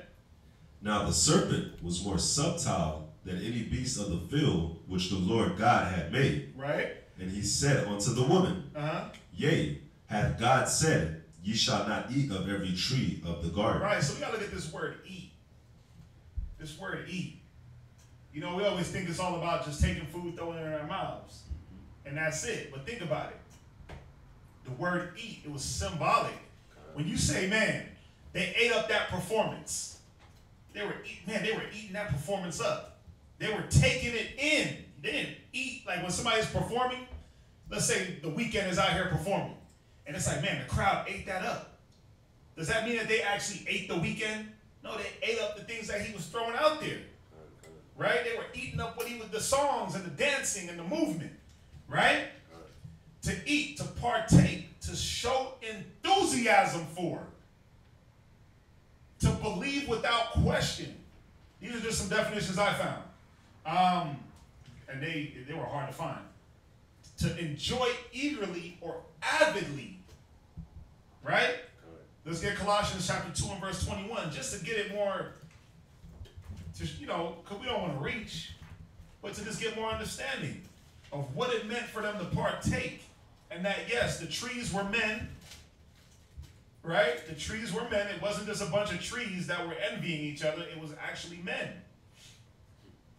And that serpent envied what the Most High had given to Adam. Read that, Colossians chapter 2 and verse 20.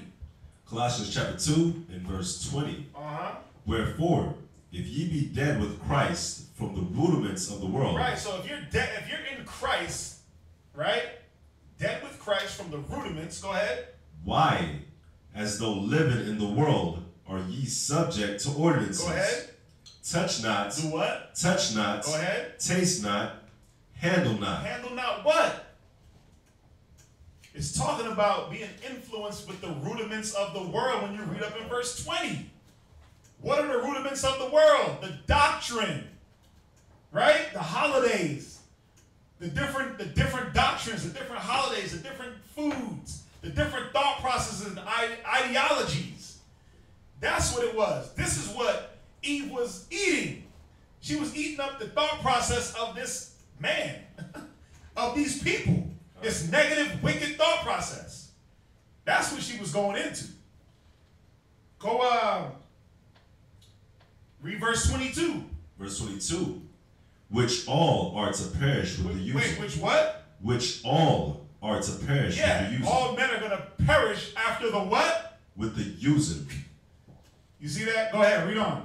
After the commandments right? and doctrines of men. Yeah, see, you're going to perish when you use the commandment and doctrine of men. This was the knowledge of good and evil. Like she said, if we eat from the fruit of the tree of good and evil, we shall surely die. Now you read in Colossians that when you use the doctrine and teachings of men, you perish. You see that? That's cold. That is, that gave me chills. Y'all see that? Jump back to Genesis chapter 3. Genesis chapter 3. In verse 2. Verse 2. Go ahead. Genesis 3 and 2. And the woman said unto the serpent, we may eat of the fruit of the trees of the garden. Go ahead. But of the fruit of the tree which is in the midst of the garden. The trees in the middle of the garden, the midst. When you look up the word midst, it means in the middle, in the center. So again, we're painting this picture. We got this enormous land. Modern day Iraq, all the way to damn Ethiopia. Saudi Arabia is huge. Think about it. And you got these people, these lawless ass people in the middle, and then you got Adam, the people, governing the land and scattered around about. Right? Living life, living holy, living righteous, following their Sabbath, eating the right foods. Right? But then it's telling you, the Most High was telling Eve and Adam and Eve, don't partake of the knowledge of these people right here. Don't do that. These cats right here in the middle, they off. Don't deal with them.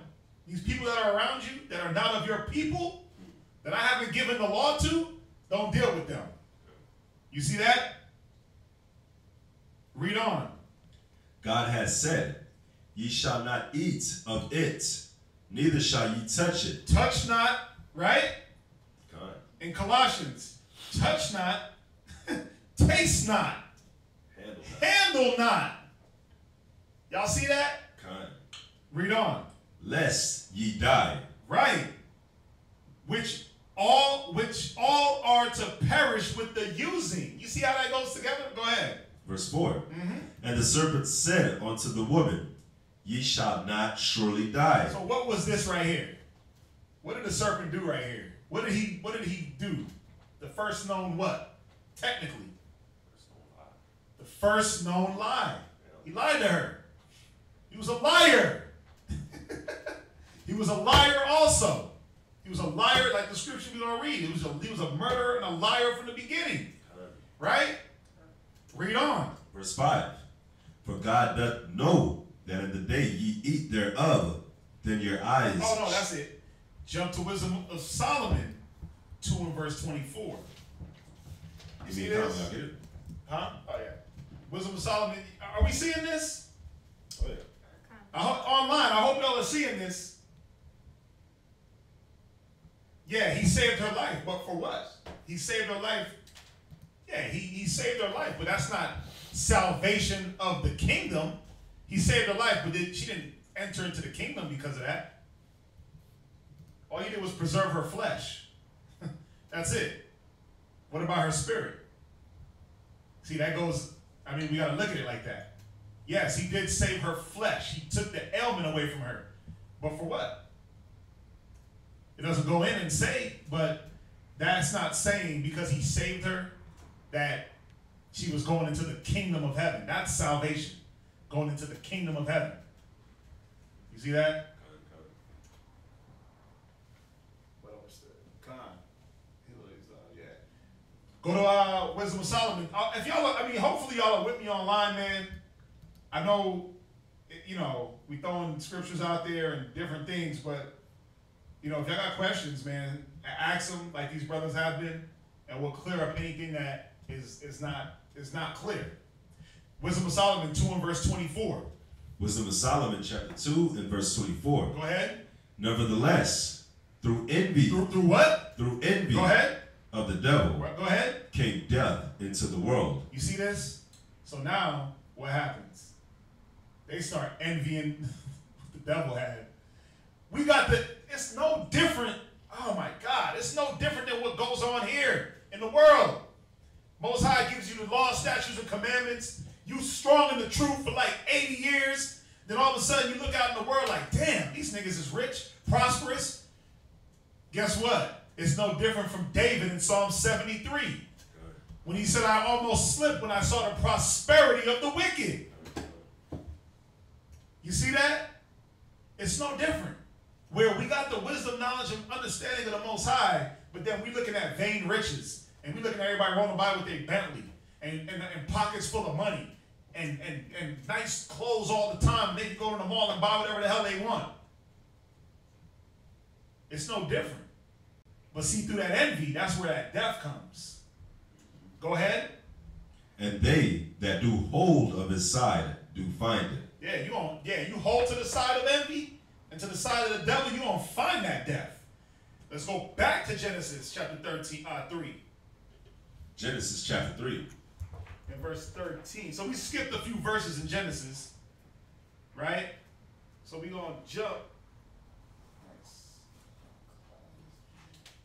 We're going to jump to Genesis chapter 3 and verse 13 now. Genesis chapter 3 and verse 13. Uh-huh. And the Lord God said unto the woman, what is this that thou hast done? Right, so the Most High asked, man, what the hell are you doing? What have you done? You're destroying what I've laid down. Go ahead.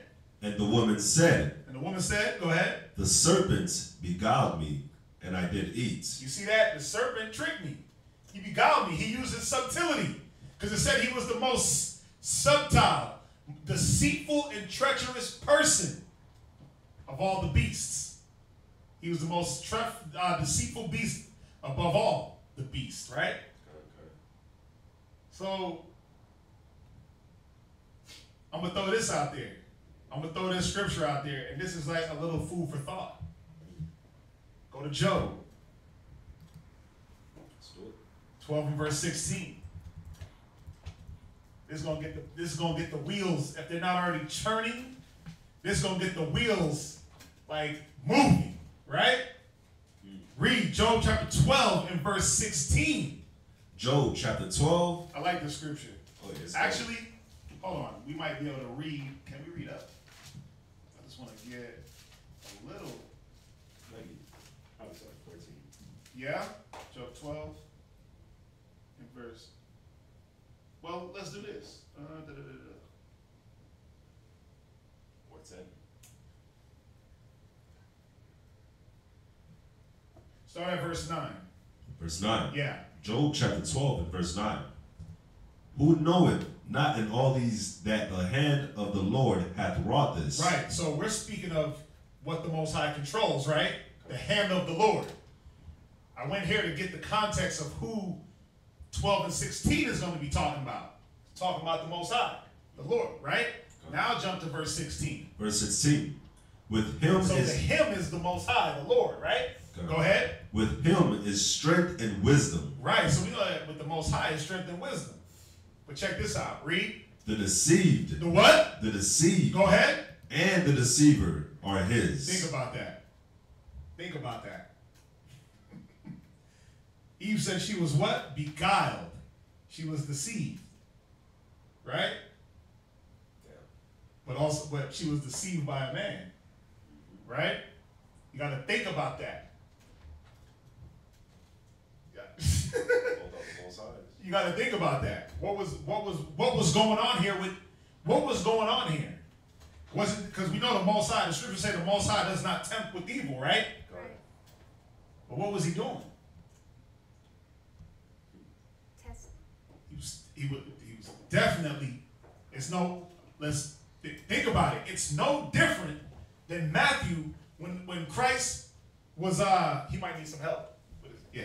When Christ was fasting 40 days and 40 nights, and what happened? It said the tempter came to Christ, right? But what happened? Did Christ say, oh yeah, devil, go ahead and just rattle my brain, I'm gonna do whatever the hell you said? Nah, what did Christ do that Eve didn't do? Christ said in the back of scriptures. He used the wisdom. See, Eve had the wisdom and didn't decide. She got lazy. She's like, man, I'm not going to use the wisdom because guess what? Through envy of the devil, she wanted it. Thank you. Yeah, she wanted it. She wanted to transgress. Yeah. You see that? Through envy of the devil. She could have easily been like, nah, we ain't dealing with this. I rebuke you, Satan, flee. But guess what? What's up? So since she wanted it, did she call it? Well, this is the thing. If you want to deal in spiritual, we do call things to us spiritually, right? As a man thinketh, so is he. Right? So if I think negative, I'm going to bring negative to me. And if I think positive, more than likely, positive things will happen. So, I mean, again, if we use the Bible to back it up and back up thoughts and back up the way we think, who knows what Eve, I mean, obviously she transgressed for a reason. She was deceived for a reason because she wasn't on her A game. She had the same wisdom Adam had. But guess what? Adam got deceived also. Or he didn't get deceived, but he let Eve bring whatever it was, the knowledge, and do what? Let him partake. Damn. He decided to partake. As well. It says when a man is drawn away, he's drawn away by what? His own lust. You see that? So Adam was following his lust, just like Eve started to follow her lust, because they started to envy the devil. Y'all gotta see. Bro. It gets dirty, man. At your LOL, the feeding of the wisdom touches the insides. Listen, it gets deep. I think about it. They wanted it. They wanted to transgress the Most High after a while. Because why? They took for granted the paradise. And I'm not trying to take it from off the subject, but they took for granted the paradise the Most High put them in. So they planted them, the Most High said he planted Eden with his right hand before the earth was laid. And they took that for granted. What's up, Edith? So, then, transgressing, that was not what the Most High wanted, but he put that test in front of them to see what they do, or well, it was there. The Most High's plan? It was already there. See, you gotta remember, we're dealing with the serpent, who was a man that was not trying to follow the law anyway. So it was already there. Right. And you gotta remember, it's no different from you. You're a law-abiding rib, right? Of a faithful man, right? But it's no different if a man out here in this world came to you and was like, damn, this sister, there's something about this sister. Let me see what's going on with her. And then he starts chopping it up with you. And he finds out like, damn, you follow the Bible? Oh, that's why she dresses like that. That's why she carries herself like that. But then you start finding out things about him, like, oh, he smokes, he drinks, he did. You're like, I ain't dealing with that. But guess what he keeps doing? He keeps coming to you, talking to you, trying to find out more about you, how he can get in. And then pretty soon, the more you kick it with him, the more you're like, let me see what he's into. You start making a choice. Right. The Most High didn't say keep kicking it with him. You should have been like, let me cut that off. You see that? So, like Paul said in Romans, I find when I do good, evil's also present with me. It's going to be there. But see, the thing is, it's your choice to say, am I going to partake in the evil? Or am I going to do the good? Evil's always there, but what am I going to do? Let's think about Christ. He was surrounded by evil. He always did the right thing. Even when they came to capture him and take him to go hang him up. And who was it that cut the centurion's ear? Peter cut the centurion's ear. What did Christ do? Automatically healed it. To show him, like, nah, we ain't gonna fight. We ain't gonna bring no discord. We just gonna go along with what's going on. We gonna do the right thing. So, again, the Most High don't tempt with evil. We always have a choice. They're showing you Adam and Eve had a choice, and they decided not to follow the right hand. You see that?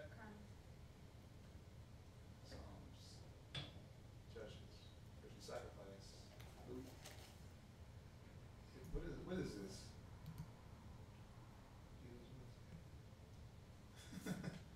God. Okay. Yeah, this infamous Jesse, bro, you kind of get a little bit reckless on here.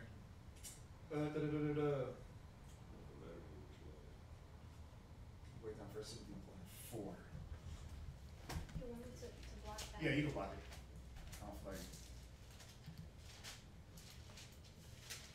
You just throwing out scriptures out there with garbage understanding. 1 Timothy chapter 1. Oh, 1 and 4. In verse 4. All right. First Timothy chapter 1 and 4. Neither give heed to fables. Because a fable is not 100% the truth. Go ahead. So you're not supposed to put all your belief into a fable. A fable is not always, fables aren't true. That's why it's a fable. Go ahead. And endless genealogies. Right. And endless genealogies. Think of what is genealogy?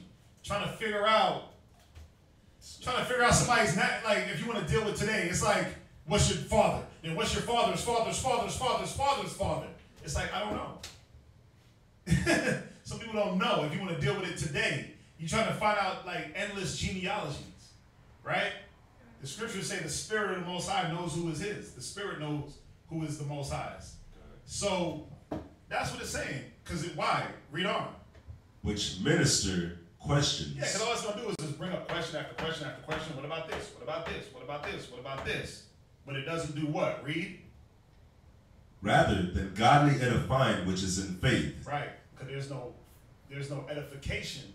Yeah. There's no faith there. All you're doing is just asking these questions that just cause more questions, more questions, more questions. Right?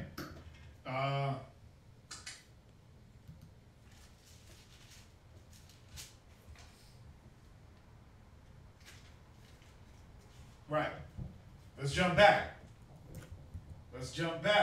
We got an hour, man, and we got an hour. So we read Job, right? Okay. We left off of Job chapter 12 and verse 16. Right. So we're seeing here, man, what's going on with Adam and Eve, right? Okay. That after a while, they were like, yeah, let's just follow the devil. Let's just follow the wicked seed. Right? Now let's jump back to Genesis chapter 3 and verse 14. 14? Yeah. 3 and verse 14. Genesis chapter 3, verse 14. And it says, and the Lord God said unto the serpent, because thou hast done this. So now we're going into what the Most High did as far as curse the serpent, Adam, Eve, right? Go ahead. Thou art cursed above all cattle. Go ahead. And above every beast of the field. Go ahead. Upon thy belly shalt thou go. Right. Upon your belly shalt you go. In this scripture, the belly represented the lust. Most High would say, now you're just going to be around chasing every single lust. That's all you're going to do. You're just going to be a lustful bastard. Chasing all your lusts. Go to Ecclesiastes chapter 23 and verse 6. Ecclesiastes chapter 23, verse 6. Go ahead. And it says, let not the greediness of the belly. The what? Let not the greediness of the belly. Go ahead. Nor lust of the flesh take hold of me. Right, but this is what the Most High gave the serpent over to. The lust of his belly. You see that? Read on. And give not over me thy servant into an impudent mind. Right, he gave him to this impudent mind. Go to Job 15 and verse 35.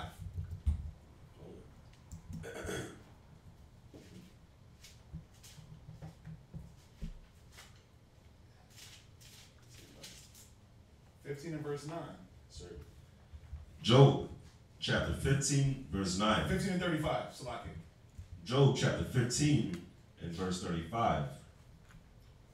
They conceive mischief and bring forth vanity. Right? So this is the wicked. They conceive mischief and bring forth vanity. Let's see where it comes from. Go ahead. And their belly. And their what? And their belly. And their what? Belly. Go ahead. Prepareth deceit. You see that? Was it not the Same as the serpent. same as the serpent? But now it's going to be to the point that this is all he desired to do, was just follow his lust. Damn. Y'all see that? Correct. Now, so we basically went through the beginning of the beginning, right? Of how do we break it down? We went to the start of evil in the garden, then the envy of Adam's dominion, right? Now we're going to deal with the wicked seed being thrust into the world, right? So we're at Genesis chapter 3 and verse 15 now, right into it. All right. Verse 15. Genesis 3 and verse 15. Uh-huh. And I will put enmity between thee and the woman. So look up the word enmity. See, this is the curses that the Most High put on us. This is the curses that the Most High put on the people. So I'm going to put enmity between thee and the woman. So guess what? He was saying, we're going to look up enmity. Go ahead, what is it? Enmity. The quality or state of being an enemy.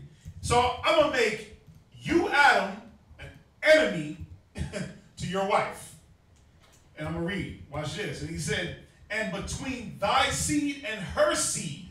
So we know that the woman don't got a seed. Right? It was talking about her child and your child. If you have more than one, there's going to be they're going to be enemies. So now y'all can see where we're going. Now we're going to start dealing into Cain and Abel. Right? Cain, then Abel. So he said, I'm going to make y'all enemies and your kids enemies with one another. Go to Isaiah 1 and verse 4. And we kind of touched on this a little bit in the Sabbath class. This is why I got the idea for this class. We were doing it in Sabbath, and I was like, damn, this will make a good class. Isaiah chapter 1 verse 4. Isaiah chapter 1 and verse 4. Go ahead. A sinful nation. Right, because this is what Adam became. They became a sinful nation. Go ahead. A people laden with iniquity. Go ahead. A seed of evil doers. A what? A seed of evil doers. Go ahead. Children that are corrupters. They have forsaken the Lord. They have provoked the Holy One of Israel unto anger. Uh-huh. They are gone away backward. Y'all see that? So this is where now the start of this evil seed literally being engrafted in to the people, to where now it's this spirit. Let me use the word spiritual evil. Yeah. Let me use that word. It was spiritually evil. It wasn't like Satan went and had a kid with Eve. No. We know that wasn't the case, because we're going to go to Genesis chapter 4 and verse 1. It wasn't Satan that had a kid with Eve and created Cain. I know some people online believe that. I've heard that. But we know that's not the case, because the scriptures tell us so. So it had to be a spiritual wickedness. Read Genesis chapter 4 and verse 1. Genesis chapter 4 and verse 1. Uh-huh.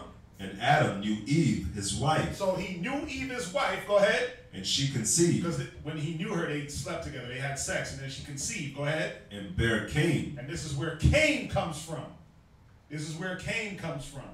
Go ahead. And said, I have gotten a man from the Lord. Right. So obviously Cain was a man. I want to show y'all something real quick. So look up the word. When you look up the word Cain, right? And this is going to go right into, we're going to go into the Josephus also, because it gets a little heavy in there, right? So you look up the word Cain. Cain, right? The eldest son of Adam and Eve, the first murderer, having murdered his brother Abel. And then you go in here. it says the origin, the same as H7013, which is the Strong's number. It says with a play upon the affinity to H7069. So let's see what H7069 means. So it says H7069, quana or qana, to get, to acquire, to create, to buy, to possess, right? Of acquiring, to buy, to be bought, to erect, that is to create. You know why you gotta go here? Because think about it. What was Cain's job? He was a tiller of the ground, right? He literally had to, you know what Cain had to do to get his food? He had to force the ground to produce it. You gotta remember one thing, and we didn't go to it, but before the curse of now you have to till the ground for your food, things just grew. You read that in 2nd Ezra. Things just grew. There was no rain. There was none of that. Things just grew. But see, Cain's punishment was that he had to acquire his own food. He had to till the earth for it. You see that? So let's go back to Genesis real quick. Just want to point that out real quick, because it's going to go right into this point in Josephus. That's so cold. So go ahead. And it says that she bare. And she. Verse 2. And she again bare his brother Abel. And Abel was a keeper of sheep, but Cain was a tiller of the ground. Right, because that was the punishment. You got to ask yourself, how come they both didn't till the ground? How come they both didn't till? How come Cain and Abel both didn't till the ground? Or how come they both weren't? How come they both weren't shepherds? You know why? Because somebody had to carry out the punishment. Because why? Why was it Cain? Evil seed. Because what? He was of the evil seed. There it is. Because, watch this. I'm going to go right here into the Josephus. This is the book of Josephus. I'm going to be on page 31. And, you know, Josephus was a Jewish historian. Basically, what he did was document the things that we already knew. He didn't come up with anything new in doctrine. He didn't create his own doctrine. He just was a historian that wrote down the things that we already knew. So that way when you came and learned, you'd be able to say, oh, okay, here's some history on it. Oh, the Jews are black? Yeah, here's some history. Oh, we went through these different wars? Here's the history. So we're going to go deal with some history on Cain and Abel, the things that were already known. Check this out. This is Book 1, Chapter 2, concerning the posterity of Adam and the 10 generations from him to the deluge. It says, this is paragraph 1. Adam and Eve had 2 sons. The elder of them was named Cain, which name, when it was interpreted, signifies a possession. See? Right? The younger was Abel, which signifies sorrow. And they had also daughters. Now the 2 brethren were pleased with different courses of life. For Abel, check this out. It says, for Abel, the younger, was a lover of righteousness. Yeah. That's why he had the animals. What did we do with the animals in the commandment that was righteous to the Most High? Sacrifice. Okay. You see that? Why would you give a wicked... I'm not even going to jump. I'm going to read. I'm not even going to jump. I'm going to read. And believing that the Most High was present at all his actions, right?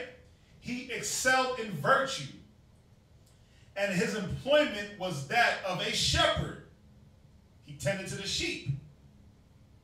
But Cain was not only very wicked in other respects, but was wholly intent upon getting. And he was first contrived to plow the ground. He slew his brother on the occasion following. So think about it. Abel was a lover of righteousness, right? We use the animals. Sacrifice if you deal with the law. Why would you put a wicked man over the righteous things that need to be done. Cain was wicked from the beginning. Through spirit, not because of anything sexual that the serpent did with Eve. But again, the Most High said, I will put a difference. Think about it. Evil ain't going to fight evil. Yeah. Good is not going to fight good. Satan can't cast out. Satan can't cast, thank you. Get that, get it. Satan cannot cast out Satan. You see that? Satan can't cast out Satan, so there had to be what? Good and evil. There will be, I will put enmity between thy seed. Right? I hope y'all are with me. It's verse Matthew chapter 12, verse 26. Yeah, go ahead and read that. And if Satan cast out Satan, he is divided against himself. See that? Satan can't cast out Satan. He wasn't going to cast himself out. You have to have the two. The Most High said there's going to be a difference. There's going to be enmity. There's going to be war. Good versus evil. And balance. Right, balance. See, the Most High deals with balance. Y'all see that? But we got to remember one thing. It wasn't like the Most High created Cain to be wicked, because he didn't. That's not the point I'm trying to make. Because why? It says the Most High does not tempt with evil. When a man is tempted, he's tempted by his own lust and drawn away. You see that? So this was always a choice of Cain from the beginning. We got to always make sure we remember that. The Most High says he does not tempt a man with evil. He's drawn away by his own wicked lust and deceit. So Cain chose to go the opposite way from the jump. Y'all get that? Man, this is cold when I read this, man. Listen. It said, but Cain was not only very wicked in other respects, because it wasn't just the fact that he killed his brother. Well, I mean, what y'all think? You think that one day he was just all good and he just decided to kill his brother because he was just that pissed off? Nah, he was a wicked nigga from the jump. Think about having the thought of killing your brother. You had to have conceived the thought. Yeah. You see that? That seed had to be in you. Think about it. When we read that little seed grew into this big fruit. All these wickednesses that Cain had in him, from the spirit of the serpent, the jealousy, the envy, the lying, the deceitfulness, all these little wicked seeds grew into this one seed, big seed of what? Of murder. That's a big offense. That's a huge offense. It came into this big seed of this fruit of now I'm going to slay my brother. Right? Let's jump back to Genesis and start off at verse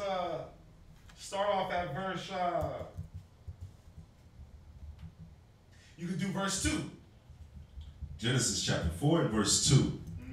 And she again bare his brother Abel. And Abel was a keeper of sheep, but Cain was a tiller of the ground. And in process of time it came to pass that Cain brought of the fruit of the ground an offering unto the Lord. And Abel, he also brought of the firstlings of his flock and of the fat thereof. All right, so I'm going to jump back over to here into the Josephus. It said he slew his brother on the occasion following. They had resolved to sacrifice to the Most High. They were supposed to bring a sacrifice, right? Now Cain brought the first fruits of the earth and of his husbandry, but Abel brought milk and the first fruits of his flock. But the Most High was more delighted with the latter oblation, when he was honored with what grew naturally of its own accord. See, at this time, you know what he was saying here? That the Most High didn't want a sacrifice of a curse. Y'all see that? Because the curse was now you're going to till the ground.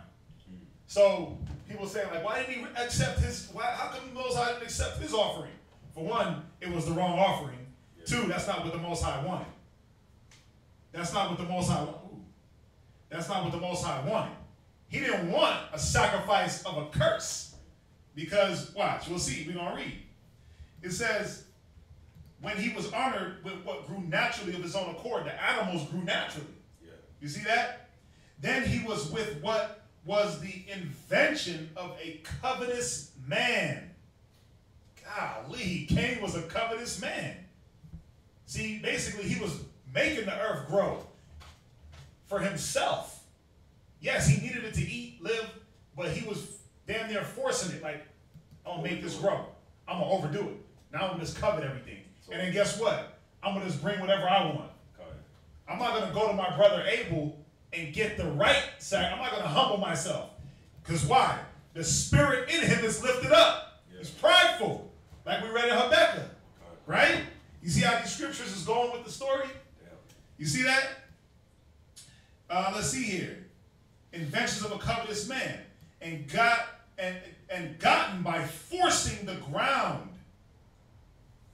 Whence it was that Cain was very angry that Abel was preferred by the Most High before him, right? And slew his brother and hid his dead body, thinking to escape discovery. I'm going to stop right here. Now you jump back to Genesis. Verse 4, second precept. And the Lord had respect unto Abel and to his offering. Y'all see that? Because Abel's offering grew naturally. Cain's didn't. Cain's was a forced. It was something that had to be forced. It was through, from what we read into Josephus, and we put it together, it was, the Most High didn't want an offering from a curse. Yeah. You see that? Go ahead. Verse 5. But unto Cain and to his offering he had no respect. Go ahead. And Cain was very wroth, and his countenance fell. Go ahead. And the Lord said unto Cain, why art thou wroth? Go ahead. And why is thy countenance fallen? Go ahead.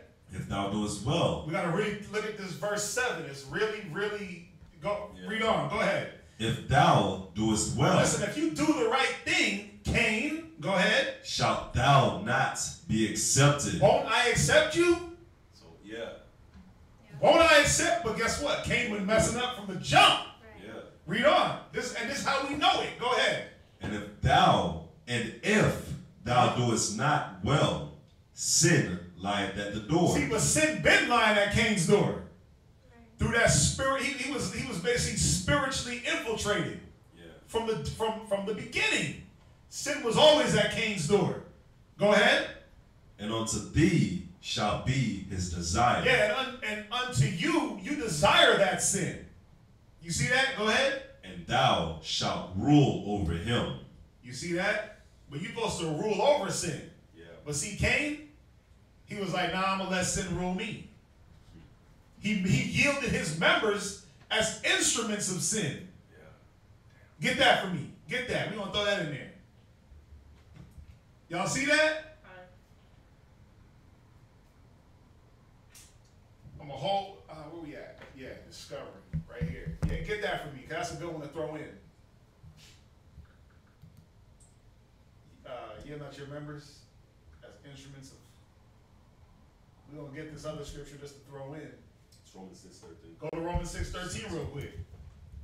Romans chapter 6 and verse 13. Go ahead. Oh. My bad. Oh, you good. Romans chapter 6 and verse 13. Go ahead. Neither yield ye your members as instruments of unrighteousness unto sin. Yeah, but see, Cain was already doing this from the beginning. That's why sin was always at Cain's door. That's why he was able to just easily just talk to his brother and then kill his ass in the next instant. You see that? Jump back to Genesis. Or did you finish with that? Go ahead. But yield yourselves unto God. Right. If thou doest well, will I not accept thee? Exactly. Y'all see that? Go ahead. As those that are alive from the dead. You see that? And your members as instruments of righteousness unto God. Now jump back to Genesis. I got to throw that in my notes. I know, right? That was, yeah. Go ahead. Genesis chapter 4 and verse 7, verse 8. And Cain talked with Abel his brother. And it came to pass, when they were in the field, that Cain rose that Cain rose up against Abel his brother and slew him. Go ahead. And the Lord said unto Cain, where is Abel thy brother? And he said, I know not. Am I my brother's keeper? So he basically lied, right? Go ahead. And he said, what hast thou done? The voice of thy brother's blood crieth unto me from the ground. Go ahead. And now art thou cursed from the earth, which hath opened her mouth to receive thy brother's blood from thy hand. So I'm going to jump back here. It says, but the Most High knowing, okay, I'm going to start up. Cain was very angry that Abel was preferred by the Most High before him. And he slew his brother and hid his body, thinking to escape discovery. But the Most High, knowing what had been done, came to Cain and asked him what was become of his brother, because he had not seen him of many days, whereas he used to observe them conversing together at other times. Y'all see that? But Cain was in doubt with himself and knew not what answer to give the Most High. At first he said that he was himself at a loss about his brother's disappearing, like, I don't know where he's at. But when he was provoked by God, who pressed him vehemently, I know the word, I'm terrible. He was, as resolving to know what the matter was, he replied, he was not his brother's guardian or keeper, nor was he an observer of what he did. So he didn't even want to acknowledge his sin. Bruh. But in return, God convicted Cain as having been a murderer of his brother, and said, I wonder at thee, that thou knowest not what is become of a man whom thou thyself hast destroyed. He was like, bro, how you ain't gonna know what the hell you did with him and you killed him and hid his body? Right? God therefore did not inflict the punishment of death upon him, because he could have. Because at that time, thou shalt not murder. You kill a man, you die. See, think about it. The law was here. The punishment of death, why would he be punished if there was no law? That's why they were sacrificing. That's why they were sacrificing, because they had the law. Okay. Adam gave it, the Most High gave it to Adam. Adam taught his kids and the people. But that's how you knew everybody there was governed by the law. The serpent and his people just didn't want to deal with it. Right?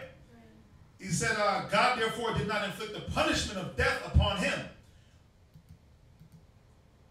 on his account of his offering sacrifice, and thereby making supplication to him not to be extreme in his wrath to him. So basically this was saying that Cain came back and offered sacrifice to the Most High to not be killed. So he tried to atone for his sin. Damn, he just did it from the beginning. He should have, but think about, thank you. Obedience is better than sacrifice. Obedience is better than sacrifice. But see, Cain knew what to do to please the Most High. But that's why it says rebellion is the sin of witchcraft. He didn't want to follow, because that wickedness was, he was so used to being wicked, and he had that spirit of wickedness in him from the beginning. It was just in his soul. He was like, man, I'm gonna do what I want until I'm about to be put to death. Then I'm gonna try to atone for my sin. The Most High have mercy on him. You see that? Therefore, thereby making supplication to him not to be extreme in his wrath to him. But he made him accursed and threatened his posterity to the 7th generation. He also cast him out together with his wife out of the land. We're going to pause right there, right? So we got to see, man. We got 30 minutes, and we're just going to hit a few scriptures to really see. What's that? Someone asked her online, Okay. is Josephus Roman? Josephus was a Jew. Josephus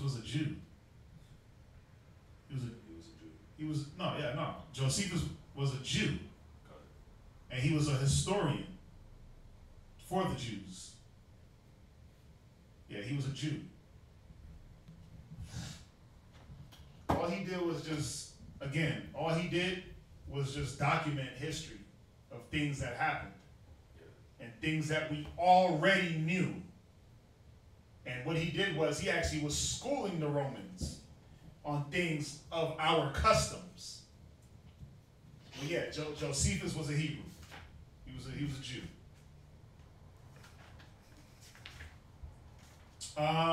Let's see here. Let's go now. So we dealt with the seed cast out into the earth, right? Now we got to see what this wicked seed does. Now that it's here. How this wickedness. So let's go to 1 John chapter 3 and verse 8. Think we right on schedule? We're not, because it's a lot more. So I'm going to hit a few speed. I know I'm up here tripping, man. I'm up here singing. Bless you. I thought she was singing too. I know I'm up here having a good time, man. I'm having fun. You got to. That's a great class, man. Go to 1 John 3 and 8. 1 John 3 and 8. 1 John. Chapter 3 and verse 8.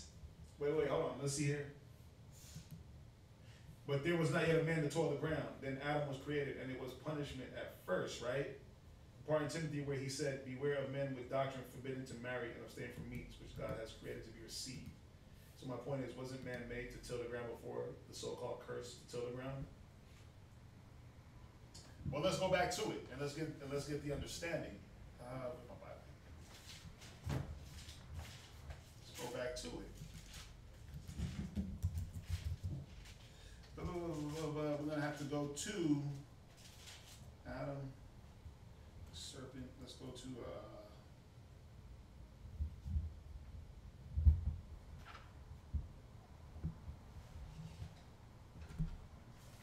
what is that one? Let's see.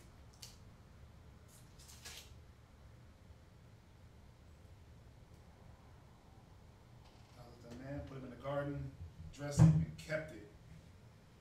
Right? And he gave names all the cattle, deep sleep, long bones, both naked. Well, no. Okay, so.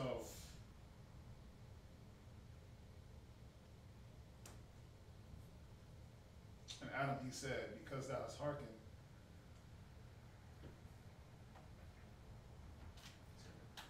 But now, where's it at? No, that's right. Yeah, because when you read 3 and verse 17 in Genesis, it says, and unto Adam he said, because thou hast hearkened unto the voice of thy wife, and hast eaten of the tree, of which I commanded thee, saying, thou shalt not eat of it. Cursed is the ground for thy sake, in sorrow shalt thou eat of it all the days of thy life. Thorns and thistles, where at? It's 2 and 5. 2 and 5. It's Genesis chapter 2 and verse 5. And every plant of the field before it was in the earth, and every herb of the field before it grew. Wait, hold on. Is there...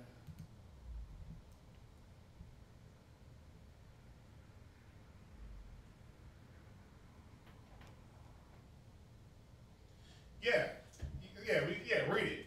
See, you're misunderstanding what it's saying. Go ahead and read it. Yeah, read it. Verse 5.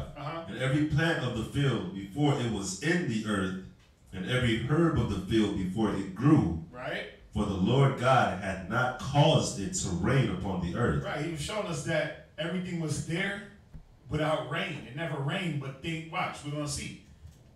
And there was not a man to till the ground. Right. It didn't need to happen.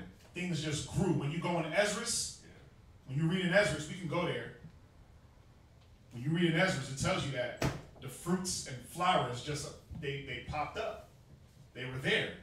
Nobody had to, that was the whole purpose. Why was Eve's curse that she would give birth and basically torment? Because when she gave birth, it wasn't so. It was easy. When you ate a fruit, you pulled it, it grew back. Things just grew. Adam, the whole point was they didn't have to work for their food. It grew. See, the curse was now, let's read it. Let's go back. Did you find that one? No, Esdras? Yeah. I'll read it verse 6, when it says, but there went up a mist from the earth and watered the whole face of the earth. You found it? 42. Yeah, read that. This is 2nd Esdras chapter 6 and verse 42. Upon the third day thou didst command that the waters should be gathered in the seventh part of the earth. 6 parts hast thou dried up Go ahead. and kept them, Go ahead. to the intent that of these some being planted of God and tilled might serve thee. For as soon as thy word went forth. Wait, it said it was what? Planted of God and what? And tilled. Yeah, see, the Most High did all the work. You see that? We didn't have to till the ground. The curse was that we now had to till it. The Most High already planted and tilled it for us. Meaning that it just grew. Go ahead. For as soon as thy word went forth, the work was made. You see that? The Most High spoke it. Bam. Go ahead. Verse 44. For immediately. For what? For immediately. Go ahead. There was great and innumerable fruits. So when something is innumerable, you can't put a number to it. So even if they were pulling things and picking things and they weren't growing back, it was so much it didn't need to grow back. It was innumerable. You see that? There was enough for them to eat. But what happened was they would pick things and it would just keep growing. Go ahead. And many and diverse pleasures for the taste. Yeah, food, fruits, all these things were there. Go ahead. And flowers of unchangeable color. You see that? Read. And odors of wonderful smell. So the Garden of Eden was beautiful. It smelled good and it tasted good. Go ahead. And this was done the third day. Yeah. So the Most High created. You got to remember, bro. This was the kingdom on earth. We'll go deep again. The Garden of Eden was representative, parts of it was representative of the kingdom. Where you ain't got to work for nothing. When we read about Hades last week, and it talked about when you went to the right hand, and you didn't have to want for anything, because everything was there above what you could think. This is what it was talking about. You had to work for your food, or tend to no damn animals. The animals tended to themselves. The Most High grew everything and made sure they were fed and watered. It was literal paradise. Literal paradise. We were in paradise. Think about when you go on an island of paradise. If you ever took a vacation or you took a cruise and it's paradise and it's all inclusive. All you do is you just walk up to the buffet and eat. You sit down, they serve you. You want a drink, they give it to you. You ain't got to work for a damn thing. The hardest thing you got to do is walk up them steps on the boat. The hardest thing you got to do is lay down after you're so full you got to get up and walk to your room. Because you're in paradise. You're on a floating paradise. That's how the Most High had us, man. So, yes, the curse was now we had to work for the food. So it was a curse that now Adam had to literally till the ground. Because before that, the Most High tilled the ground for us. He prepped the ground. He watered it with a dew that came up, and things just grew. It never rained. We got to remember that. So what was the point of tilling the ground if it never rained? Then the Most High was like, well, damn, now that you got to till it, guess what's going to happen? Going to have to, but it still didn't rain until Noah's time. Right? He still gave us that mist that came up and let things just grow. Now you just got to, think about it, you just got to till it. The more you till, the more it's going to grow, right? But you're going to have to sweat to do it. Now we see why I talked about Cain being covetous. Yeah. Because he just tilled and tilled and tilled and tilled and tilled and tilled and tilled and worked the earth to get. Right? Yeah. So the spirit in him. Right? Where we at? I was in Genesis chapter 2 and verse... Go back to 1 John chapter 3 and verse 18. 3 and verse 8. Get that, Zion. 1 John chapter 3 and verse 8. 1 John chapter 3. Go ahead, verse read. 8. Uh-huh. He that committeth sin is of the devil. He's what? Is of the devil. So what did Cain do?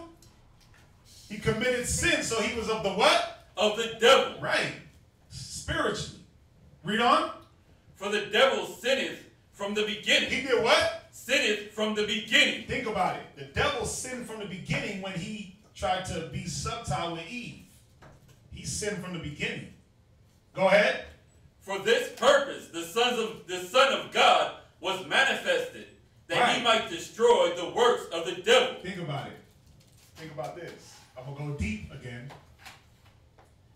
It said that the devil sinned from the beginning. So we talked about Adam was created a man from the dust without a soul, right? And then the Most High gave him the Spirit,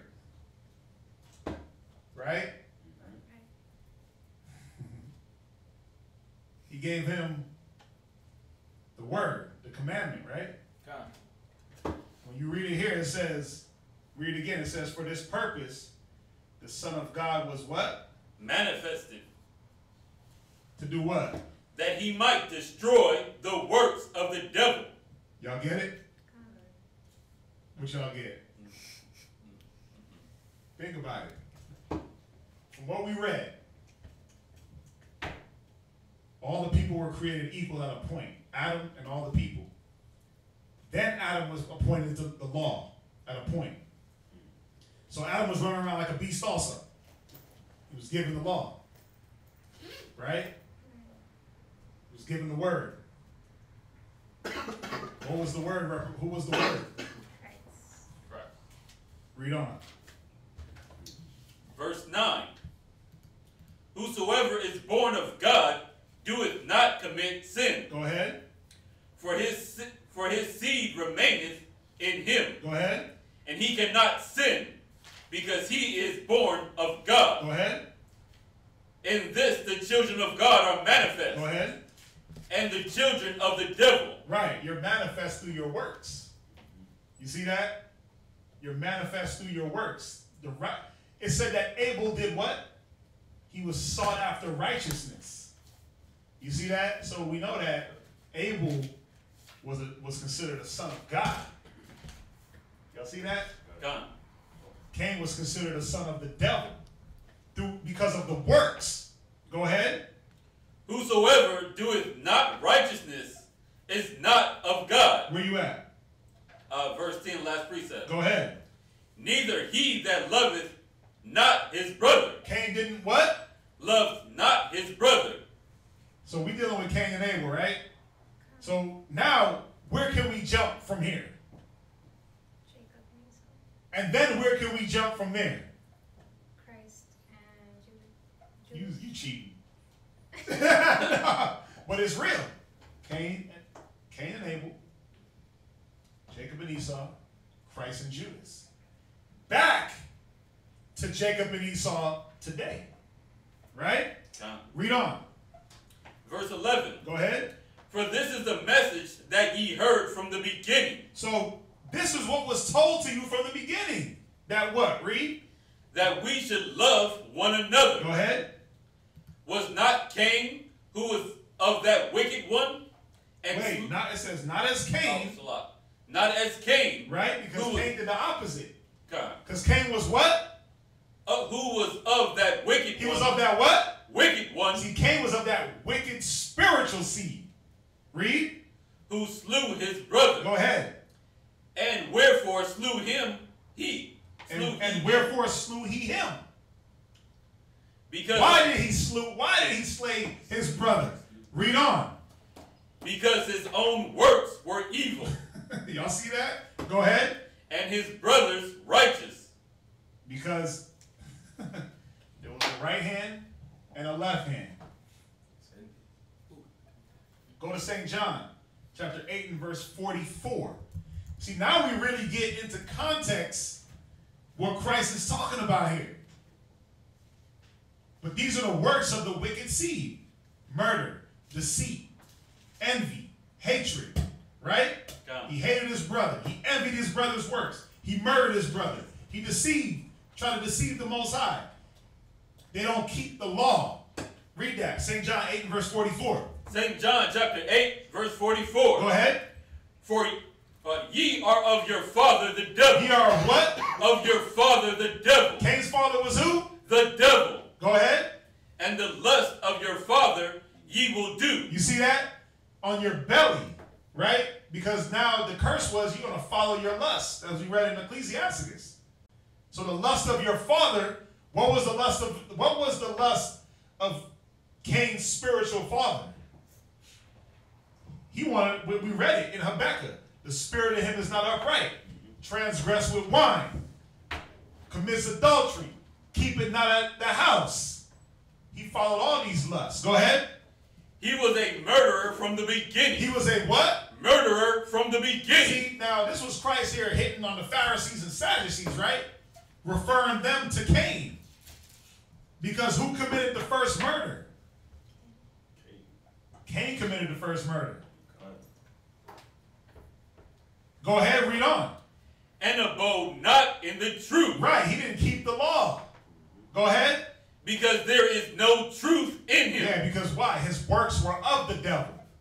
Go ahead. When he speaketh a lie. He did what? Speaketh a lie. Cain told what? Speaketh a lie. Where is thy brother Abel? Cain said what? A lie. I'm not my brother's keeper. Oh. No, you're good. I'm not my brother's keeper. Right? If we want to be technical, the serpent told the first lie. Technically. When he told Eve that if she ate of the fruit, she wouldn't die. Yeah. But we know that her partaking in the fruit and taking on those evil works, the scriptures say immediately brought sin. And we know sin equals death. So that's why I said technical. Right? Go ahead. When he speaketh a lie, he speaketh of his own. Go ahead. For he is a liar. Because he's a what? A liar. Read on. And the father of it. Go. You see that? Go to Matthew chapter 23 and verse 33. We're going to bang through these real quick. Matthew chapter 23. Actually, oh yeah, let's read that. We got to. Matthew chapter 23 verse 33. Go ahead. Ye serpents. Ye what? Ye serpents. Read. Ye generation of vipers. Go ahead. How can ye escape the damnation of hell? Read on. Wherefore, behold, I send unto you prophets. Go ahead. And wise men. And wait, Abel was a what? Wise men. Abel was a what? Wise men. Go ahead. And scribes. Go ahead. And some of them ye shall kill. And Cain did what? Kill. Go ahead. And crucify. Go ahead. And in some of them shall ye scourge in your synagogue. Go ahead. And persecute them from the city to city. Read on. That upon you may come all the righteous blood Y'all shed. see that? Think about it. If Abel was a follower of righteousness, what was he doing? Was he just holding that righteousness to himself? Because we know that's not what we're supposed to do when we have righteousness, right? You could say that Abel was teaching. He was a keeper of righteousness through his example. That's a form of teaching, right? He was prophesying at points. He had to have. He had to have. To show the example, people learn from that. Y'all see that? But guess what Cain did? He came through and he slew him. He slew a teacher of the Most High, a prophet. He was the first one to kill a prophet. I mean, I'm just speaking in like if you look at things technically, right? Obviously, the scripture don't say that, but I'm speaking like in technicality. Y'all see that? He was the first hater, huh? He was the first. Well, he actually wasn't. His father, the serpent, was the first hater. Because you know why? When we read in Ezekiel 31:9, it said that the trees in Eden were envious of Adam. You see that? They were envious. What was he envious about? The fact that the Most High gave Adam something to give him immortality. The law was to keep us immortal. The serpent was like, shit, y'all gonna live forever and have all this prosperity? I'm gonna hate on that. You see that? Done. Let's go to read verse 35. Verse 35. Uh-huh. That upon you may come all the righteous bloodshed upon the earth. Go ahead. For the blood of righteous Abel Go ahead. unto the blood of Zacharias, son of Barceus, Uh-huh. whom ye slew between the temple and the altar. Go ahead, read verse 36. Therefore I say unto you, Uh-huh. all these things shall come upon the generation. Basically saying you're going to be accountable for this. See, the wicked don't get to escape. That's one thing we got to realize. They might do their works. You read Psalm 73, it tells you. Foolish was I when I saw the prosperity of the wicked. But then when you go down, it's like there's no bands in their death. They get everything. But guess what? They get destroyed even worse. You see that? Jump to so let's ask the question. What was Cain's spiritual father's, what was his purpose? What was the purpose of, what was the purpose? What was the whole purpose? What were they trying to do? Let's get Acts 13 and verse 10. What do you think? To show. What was the purpose of Cain, the serpent? What were their purpose? To show what's righteous and what's not. Get the scripture. I'm going to show you what their purpose was. You said Acts 13? Acts 13 and verse 10. Acts chapter 13 and verse 10. And said, "O full of all subtlety." Oh, full of what? All subtlety. The serpent was what? Full of all subtlety. Go ahead. And all mischief. Go ahead. Thou child of the devil. Cain was who? Child of the devil. Read on. Thou enemy of all righteousness. They were both what? Enemy of all righteousness. Go ahead. Wilt thou not cease to pervert the right ways of the Lord? Yeah, their whole purpose was to pervert the way of the Most High. To change to what they wanted. That's the whole purpose. They seen something that they didn't like and they were like, yeah, I'm going to do it my way. I'm going to pervert the ways of the Most High. Go to Matthew 13 and verse 19. Matthew chapter 13 and verse 19. Read. When anyone heareth the word of the kingdom and understandeth not, then cometh the wicked one. Wait, when one hear the word of what? Heareth the word of the kingdom. So, let's bring it back. Adam and Eve, they were in this kingdom on earth. They were, like we painted the picture. Adam, Eve, the Adamites, they were the rulership. They were the kings and queens of the earth. They had the dominion. So one heareth the word of the kingdom, go ahead. And understandeth it not. But guess what? They didn't understand what they had. Adam and Eve did not understand what they had. They took it for granted. Read. Then cometh the wicked one. Then came the serpent, go ahead. And catcheth away that which was sown in their heart. Ah, yeah, man, go ahead and hit this joint. Ah, yeah, man, go ahead and have this defiled sex. Go ahead and eat this bad food. That's what happened. Read on. This is he which received seed by the wayside. Go ahead. That's it. Go to Matthew 13, jump to verse 38. Verse 38. Go ahead. The field is the world. Go ahead. The good seed are the children of the kingdom. The what? The good seed are the children of the kingdom. So Abel was what? The good seed. Go ahead. Children of the kingdom. Go ahead. But the tares are the children of the wicked one. But Cain was who? Children of the wicked one. Read on. The enemy that soweth them is the devil. The serpent. That old devil called Satan. Right? God. Think about it. He sowed that spiritual wickedness. He's the cause of that. Go ahead. The harvest is the end of the world. Go ahead. And the reapers are the angels. You see that? Jump to Acts 7 and verse 51.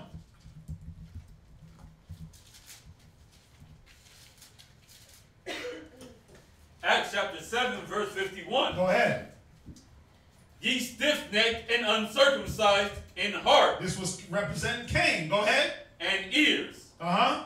Ye do always resist the Holy Ghost. This is what Cain did from the beginning. He resisted the Holy Spirit. Go ahead. As your father did. As your what? Fathers did. As the serpent did. Go ahead. So do ye. Read on. Which of the prophets have not your fathers persecuted? Yeah, it's like, man, how much? Think about it. It said that they were trying to pervert righteousness, right? It's like, man, which one of the righteous men have you not tried to persecute? Go ahead. And they have slain them which slew before of the coming of the just one. Go ahead. Of whom ye have been now the betrayers of and murderers. Now jump to let's go to Genesis 25. So we know, now we're going to deal with Esau and Jacob. Esau comes out as a wicked seed, but also what? He's the carnal, and he's the spiritual and the carnal wicked. He's a wicked man just cuz. Right? Genesis 25, start at verse 25. And the verse came out red, all over like a hairy garment. Right? And they called his name Esau. So we're not going to break down the birth of Esau and Jacob, because there's certain parts I want to hit. Go ahead. Read on. And they called his name Esau. And after that came his brother out, and his hand took hold of Esau's heel. Go ahead. And his name was called Jacob. Go ahead. And Isaac was 70 years old when she bare them. What verse are you at? Verse 27. So let's see here. Go down to. So we know Esau, the cunning hunter. Jacob was a man in the field, or a man in the tents, right? And Isaac loved Esau more than he loved Jacob, but Rebekah loved Jacob more, right? Read verse 29. Verse 29. And Jacob sawed pottage, Uh-huh. and Esau came from the field, Uh-huh. and he was faint. Uh-huh. And Esau said to Jacob, Feed me, I pray thee, with the same red pottage, for I am faint. Therefore was his name called Edom. Go ahead. And Jacob said, Sell me this day thy birthright. So he said, give me your birthright. Go ahead. And Esau said, Behold, I am at the point to die, and what profit shall this birthright do to me? Yeah, he's like, man, what's this birthright going to be? See, there goes that wickedness again, that I don't give a damn about nothing. Slothfulness. I'm slothful. Now he got the spirit of sloth on him. First of all, you came from the field. You already have food on your back. Right. That's the whole point of him being in the field. Cunning hunting. But he was so lazy, he didn't want to deal with his prize, or he was covetous. He didn't want to cook his kill. Let me get some of yours. Right? Read on. And Jacob said, Swear to me this day, and swear unto him. And he said, and he sold his birthright unto Jacob. So he gave his birthright up to Jacob. Go ahead. Then Jacob gave Esau bread and pottage of lentils. And he Go ahead. And he did eat and drink, Uh-huh. and rose up and went his way. Thus Esau despised his birthright. He did what? Despised his birthright. He despised the order that the Most High laid down. See, the birthright was in what? It was in the law. God, firstborn. The firstborn birthright was in the law that they had. You see that? God. See, at this point now we're dealing with the laws of oral tradition. No matter what, the whole time through Genesis, it was all oral. You see that? Until we get to Deuteronomy where it's written. Jump to 27. Jump to 27 and verse. So we know verse 27, chapter 27 is dealing with Jacob giving the blessings to Esau and Jacob. God. And Jacob, what did he do? He assumed as he was Esau, right? Go to read verse. What do I want? I want to.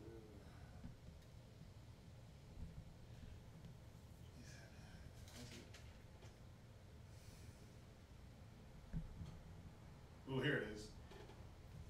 Verse 34. Verse 34. And when Esau heard the words of his father, he cried with a great and exceeding bitter cry. Right, because what had happened was Jacob came and took the blessing. Right? He took the blessing of Esau. Go ahead. And said unto his father, Bless me, even me also, O my father. Bless me too, baby. I need some.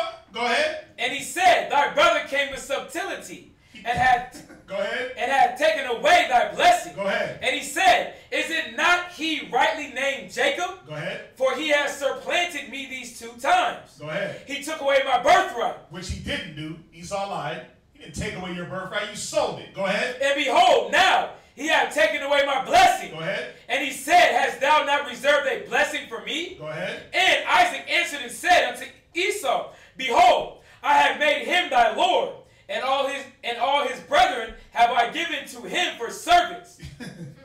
So pause right there. So we dealing with the birthright. So Esau in his wickedness, right? This spirit of sloth, right? This evil seed not caring for the things of the law sold his birthright. Let's go to Romans chapter 9, verse 11. So we got to see where it starts from, where this wickedness starts.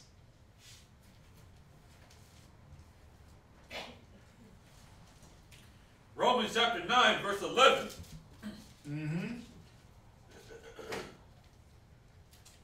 Read that. Romans chapter 9, verse 11. Romans chapter 9, verse 11. For the children began not yet born. Being not yet born. That's a lot. For the children being not yet born. Go ahead. Neither having done any good or evil. See, so we got to understand one thing, that the children weren't born to do any good or evil. The good and evil came right here when Esau sold his birthright. That's where it started. He despised the things of the law. Go ahead. That the purpose of God according to election might stand. Go ahead. Not of works. See, it wasn't about the works. Go ahead. But of him that calleth. Yeah, it was about the Most High's purpose. Read verse 12. It was said unto her, that elder shall serve the younger. So it was set up from the Most High from the beginning that Jacob was going to assume this position. The elder was Esau, would serve the younger, which was Jacob. So it had to happen the way it happened. Go ahead. As it is written, Jacob have I loved. Go ahead. But Esau have I hated. Now jump to Obadiah chapter 1 and verse 10.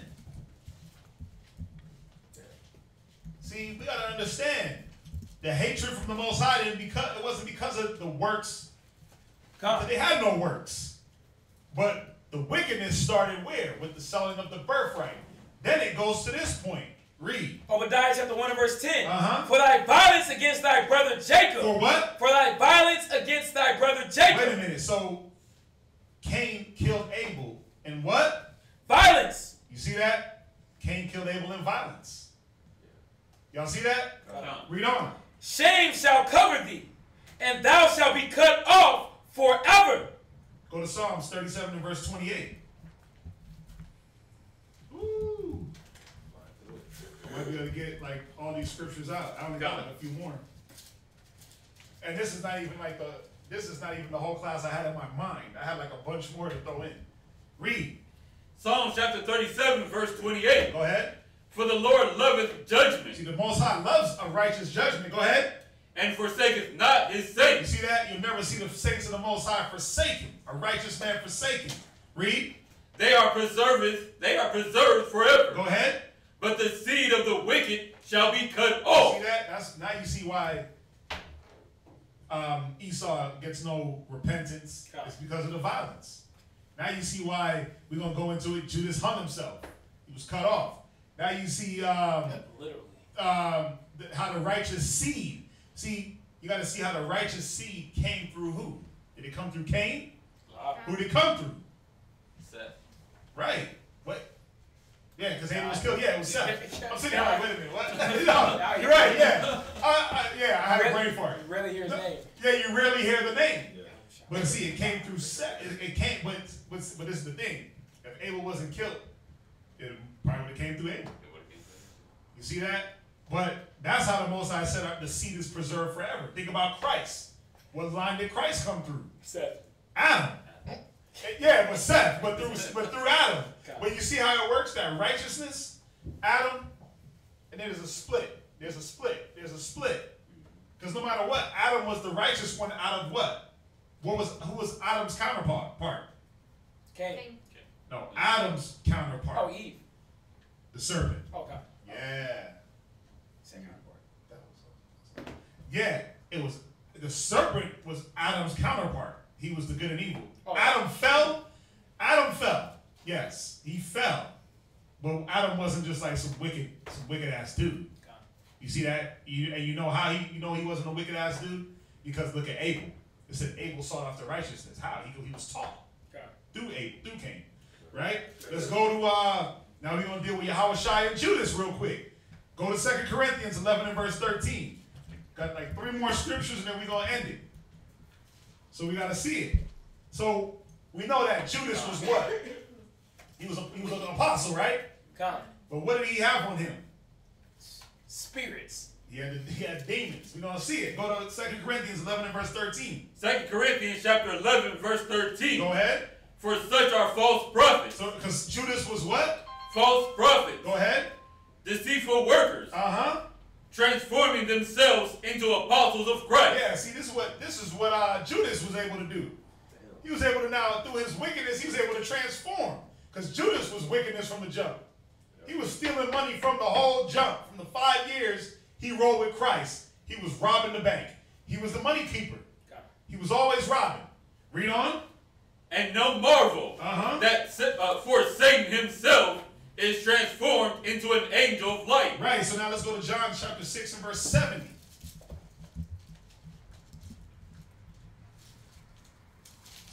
St. John chapter 6 and verse 70. St. John chapter 6, verse 70. Uh-huh.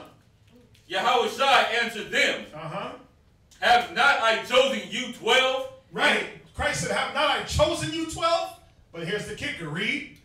And one of you is a devil. And one of you is what? Is a devil. Here goes that evil again. Where I do good, evil is also present. Go ahead. Verse 71. He spake of Judas Iscariot. Who did he speak of? Judas Iscariot. Go ahead. The son of Simeon. Go ahead. For he was that should betray him. Go ahead. Okay, jump to Luke 22 and verse 1. Luke chapter 22 and verse 1. Now the feast of unleavened bread draw nigh, which is called the Passover. And the chief priests and scribes sought how they might kill him. For they did what? Sought out how they may kill him. Go ahead. For they feared the people. Go ahead. Then entered Satan into Judas. Then what happened? Entered Satan into Judas. Go ahead. Surnamed Iscariot. Go ahead. Being of the number of the 12. See, he transformed himself into an apostle of Christ. It's Neo type stuff. Yeah, he was on some Matrix type. I'm gonna blend in. Right? Read on. Damn. And he went his way and communed with the chief priests and captains. Go ahead. How he might betray him unto them. So look, that's that spirit now of betrayal from the wicked seed. Go ahead. And they were glad. And was covenanted. Yeah. To give him money. Right. And he promised and sought opportunity to betray him unto them in the absence of the multitude. There it is. So, like I said, that was all the scriptures I had down. But there was one more I didn't put. What you got? Is it right? Well, it's about good against evil. Go ahead. It's Ecclesiastes chapter 33 and verse 14. 14, yeah. No, I didn't pull it, but go ahead. Good is set against evil. It's what? Good is set against evil. Go ahead. And life against death. You see this? Because when you look at it, what did Adam have? He had life. He had immortality. See, the people round about in the garden, they didn't have they didn't have eternal life. They didn't have that. And that's why they were jealous. Go ahead. God.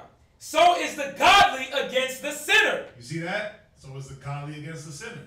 When you look at all these instances, there's always a godly man versus a man that was a sinner. Go ahead. And the sinner against the godly. Go ahead. So look upon all the works of the Most High. Look at all these men of the Most High. All the works. Go ahead. And there are 2 and 2. There are what? 2 and 2. Where it is good, evil is also present. The balance, the duality, yin and yang, up and down, left and right, good versus evil. You can't be a superhero without your supervillain. You see that? God. Go ahead. One against another. And see, this is what we do have to understand, though. Because Adam and Eve were given the ability to only know what? Good. That's why they forsook. That's why they envy the devil. It is said through envy of the devil came sin into the world. They envied the devil because why? They were able to do good and evil. They knew about it. They knew all the little tricks of the trade, all the filthy sexual practices, all the defiled foods.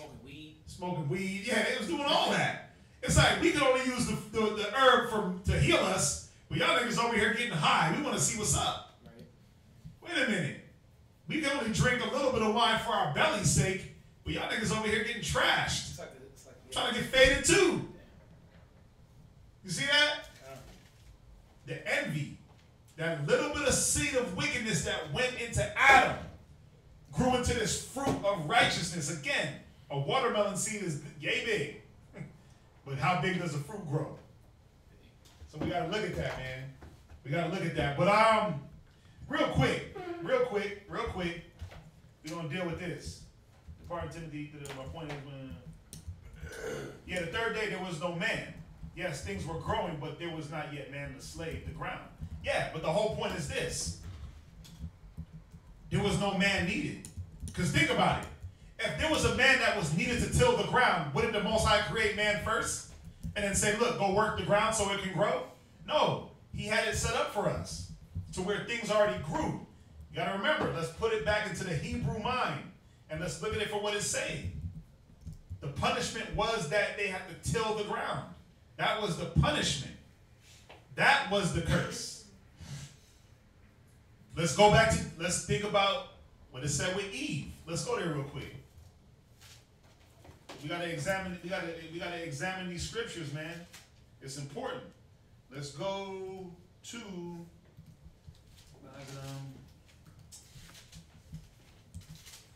let's go to Genesis 3 and verse. Let's start at verse 15. I'm gonna show y'all something because this is what we gotta understand. Genesis chapter 3 and verse 15. Go ahead. And I will put enmity between thee and the woman. Right. And between thy seed and her seed. Go ahead. It shall bruise thy head, and thou shalt bruise his heel. So think about it. If he said I'm gonna put fighting between y'all, that means that the people, the Adamites, they didn't fight against one another. They didn't hate one another. They weren't covetous towards one another as a nation until this happened. We gotta look at it all in context.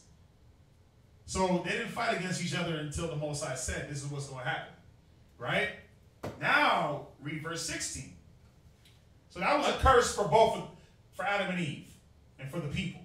Right? The people as a whole. See, he dealt with the people, he gave them a curse. He gave Adam, the man, a curse, the woman a curse, the serpent a curse.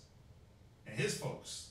Because remember, the serpent was a man, but let's again be painted a picture that the serpent was a man that may have been the leader of a few people trying to rebel. Right? So read verse 16.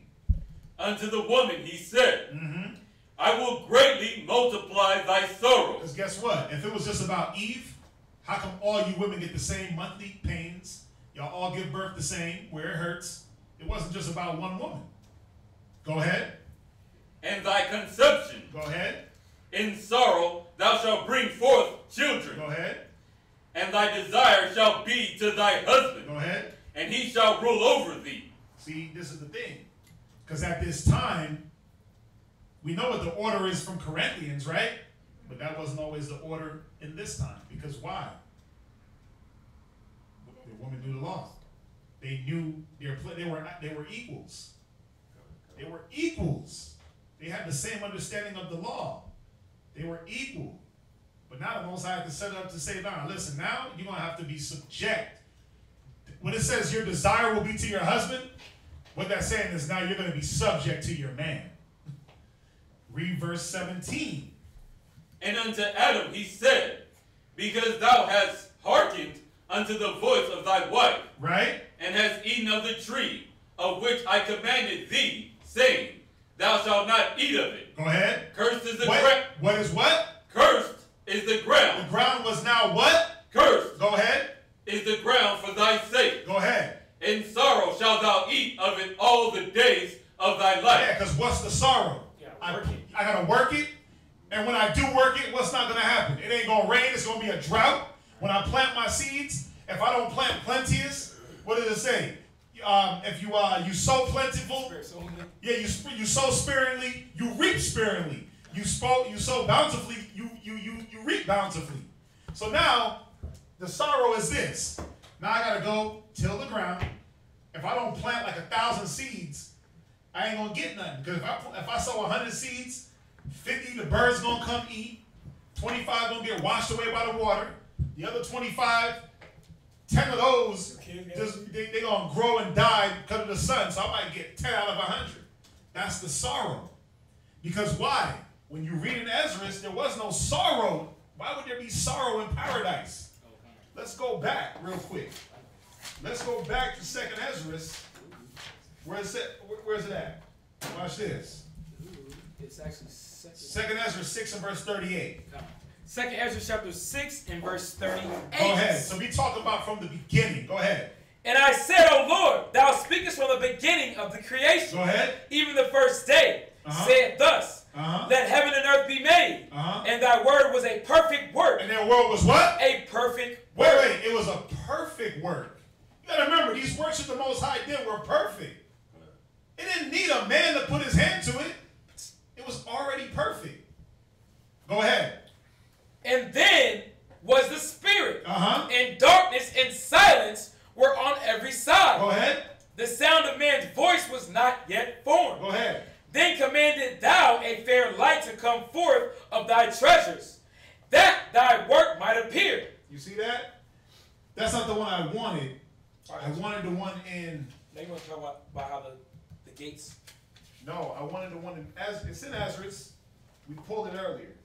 Where it talks about you planted the garden with thy right hand. It's Ezra's... It's second Ezra's. It's second Ezra's.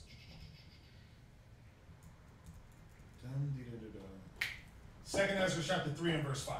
Yeah. Second Ezra chapter 3 and verse 5. Go ahead. God. And gavest a body unto Adam without soul. So think about it. We dealing with Adam being created, right? A body without a spirit. Read on. Which was the workmanship of thine hands. Go ahead. And didst breathe into him the breath of life. Go ahead. And he was made living before thee. Check this out. And he was made living, right?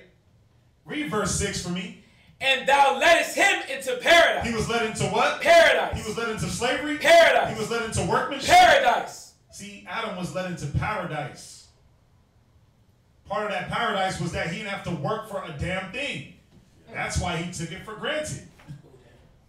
Jeshurun. Oh, let's go there real quick. Watch this.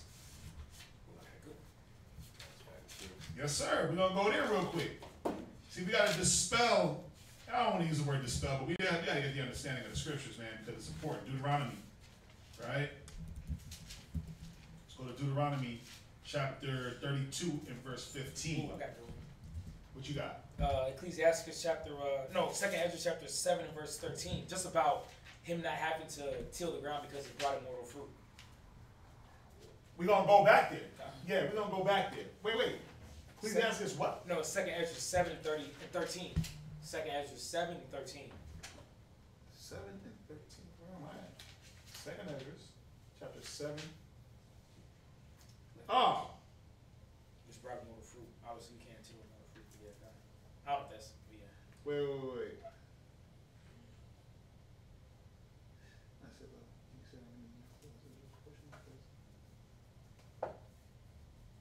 Oh, yeah. You got to start at verse. Let's read this real quick, just to show about Adam. This is what the mindset that he was in. Read Deuteronomy chapter 32 and verse 15. Deuteronomy chapter 32 and verse 15. Go ahead. But Jeshurun waxed fat and kicked. Adam got to this point where he was, Jeshurun means the upright one. Adam got to this point where he was just waxing fat and kicking. He didn't have to work for anything. When you're, again, think about your definition of paradise. If I'm in paradise, bro, think about it. If we in the kingdom, which is going to be paradise, we ain't got to work for nothing. Everything is, thank you. Think about, let's take it back to Coming to America, right? Did Akeem have to work for anything? They was brushing his damn teeth for him. They sung to him when he woke up. They was singing to this man. Yeah, they was tying his shoes. He was like, damn, I want to be able to tie my own shoes. Right. Listen, they were cleaning this man's genitals for him. Let's be real. I mean, that's some type of paradise, right? But even the paradise even the paradise that Adam and Eve were in was greater than what Hakeem from America, Coming to America was in.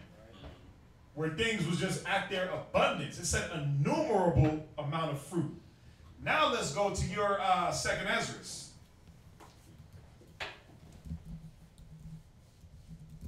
Go to second Ezra, start at verse 7 and verse 11. Come. Because of their sakes, I made the world. Go ahead. And when Adam transgressed my statutes, then was decreed that now is done. Go ahead. Then were the entries of this world made narrow. Go ahead. Full of sorrow. Full of what? Sorrow. Full of what? Sorrow. Go ahead. And travail. Yeah, go ahead. They are but few and evil. Go ahead.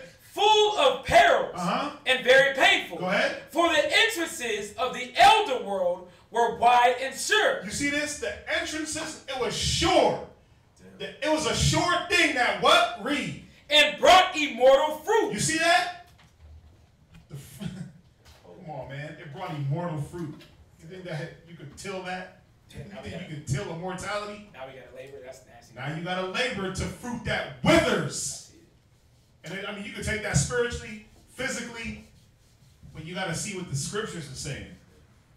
It said, read it again, verse 12. This is cold. Come on. 2nd Ezra chapter 7 and verse 12. Then were the entrances of this world made narrow. Because through the sin, the entrances of the world were now made narrow.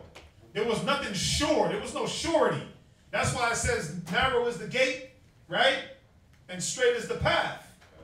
Read on. Full of sorrow and travail. See, now it's all about sorrow and work. Think about it today. Jake got to bust his ass in sorrow and travail. And guess what? He's doing it to get rich, but that's not a sure thing. You barely working for a paycheck to barely know if you're going to pay your rent. This car got taco trucks. Yeah, they're just out here busting their ass for what? For what? It's still not a sure thing. Read on. They are but few and evil. Go ahead. Full of perils and very painful. You see that? Now read verse 13 again. For the entrances of the elder world were wide. See, the entrances of the old world that Adam was able to enjoy in paradise were wide. Go ahead. And sure. And sure. It was a sure thing that, guess what? I picked this, it was going to grow back on its own. Because the dew and that mist that the Most High had raised from the ground was growing everything. But now read. And brought immortal fruit. Go ahead. If then they that live labor not to enter these straight and vain things. Go ahead. They can never receive those that are laid up for them. Y'all see that? Man, you got to put in, now Adam have to put in that work.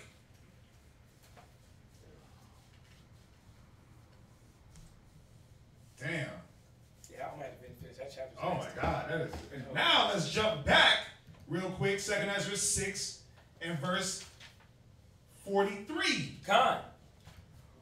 2nd Ezra chapter 6 and verse 43. For as soon as thy word went forth, Go ahead. the work was made. So the Most High said it, it was done. Read. For immediately there was great and innumerable fruit. There was what? Great and innumerable fruit. Wait, so Adam tilled the ground? Great and innumerable fruit. Yeah, the Most High said it, and immediately it happened. There. Listen, this said great and innumerable. Let's get that word innumerable. Let's look that up. It's important. When something is innumerable, you can't, like the stars are innumerable. There's still 27 people watching. Yeah, y'all on here, huh? Innumerable. Uh-huh. Yeah, you got to. Go ahead. It says, incapable of being numbered. It's what? Incapable of being enumerated or numbered for multitude. You see that? It was so much we couldn't even number it. Why? Because it just kept growing. It says countless. Countless.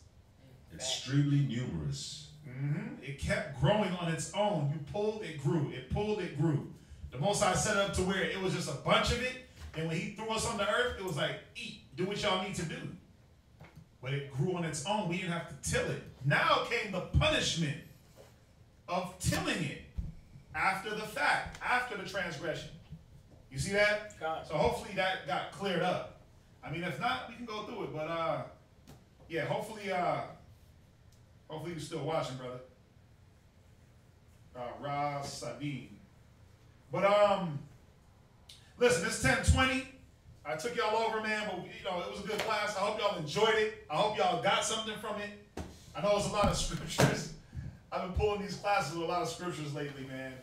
But listen, I got questions. We're going to get those in on Wednesday. We're going to come back with another good class for y'all through the Spirit of the Most High in Christ. And listen, any donations y'all got, if you can, send them on over. 8524 South Braeswood Boulevard, Houston, Texas, 77071. Any monetary donations, you can send those to the Wells Fargo, 101-580-6167, or you can Google Wallet at isbhpk@gmail.com. We appreciate all that have donated books, pens, papers, computers. We need those for the school in Trinidad. All right, we do have a school in Trinidad. I know some of them brothers are watching. Keep fighting, keep strong. But yeah, if there's no other questions online, y'all got anything in here? All right, there's nothing. We're gonna get them to salute. Shalom! Cream like Folgers, you see the Lord done told us. So to me, there's no surprise on why they fold us. It's not cause our skin is dark and they don't know us. It's cause we're stuck on that crack and that doja. Allow our brains to be polluted, now they mold us. Don't hate on me, hate on them dirty fools that stole us. You'd rather be dunking with short nose some hoes. Is it cold? I remember there was a time when we was kings and queens, prophets and rulers, judging the earth. But now we're stuck at the bottom of the totem pole. Where did we go wrong as a people? I think our people need to understand this with a wake-up call and give them understanding of what's going on. So bring it. Early morning, rise up, open your eyes up, looking in the mirror, it gets no clearer. Cause we don't understand our own selves, drowning in sorrow with empty Hennessy bottles upon the shelf. Cause everybody wanna be a king, selling out their soul for this mean green cream thing. Paper chasing, but not facing the facts that as a nation we all done got lax and letting the devil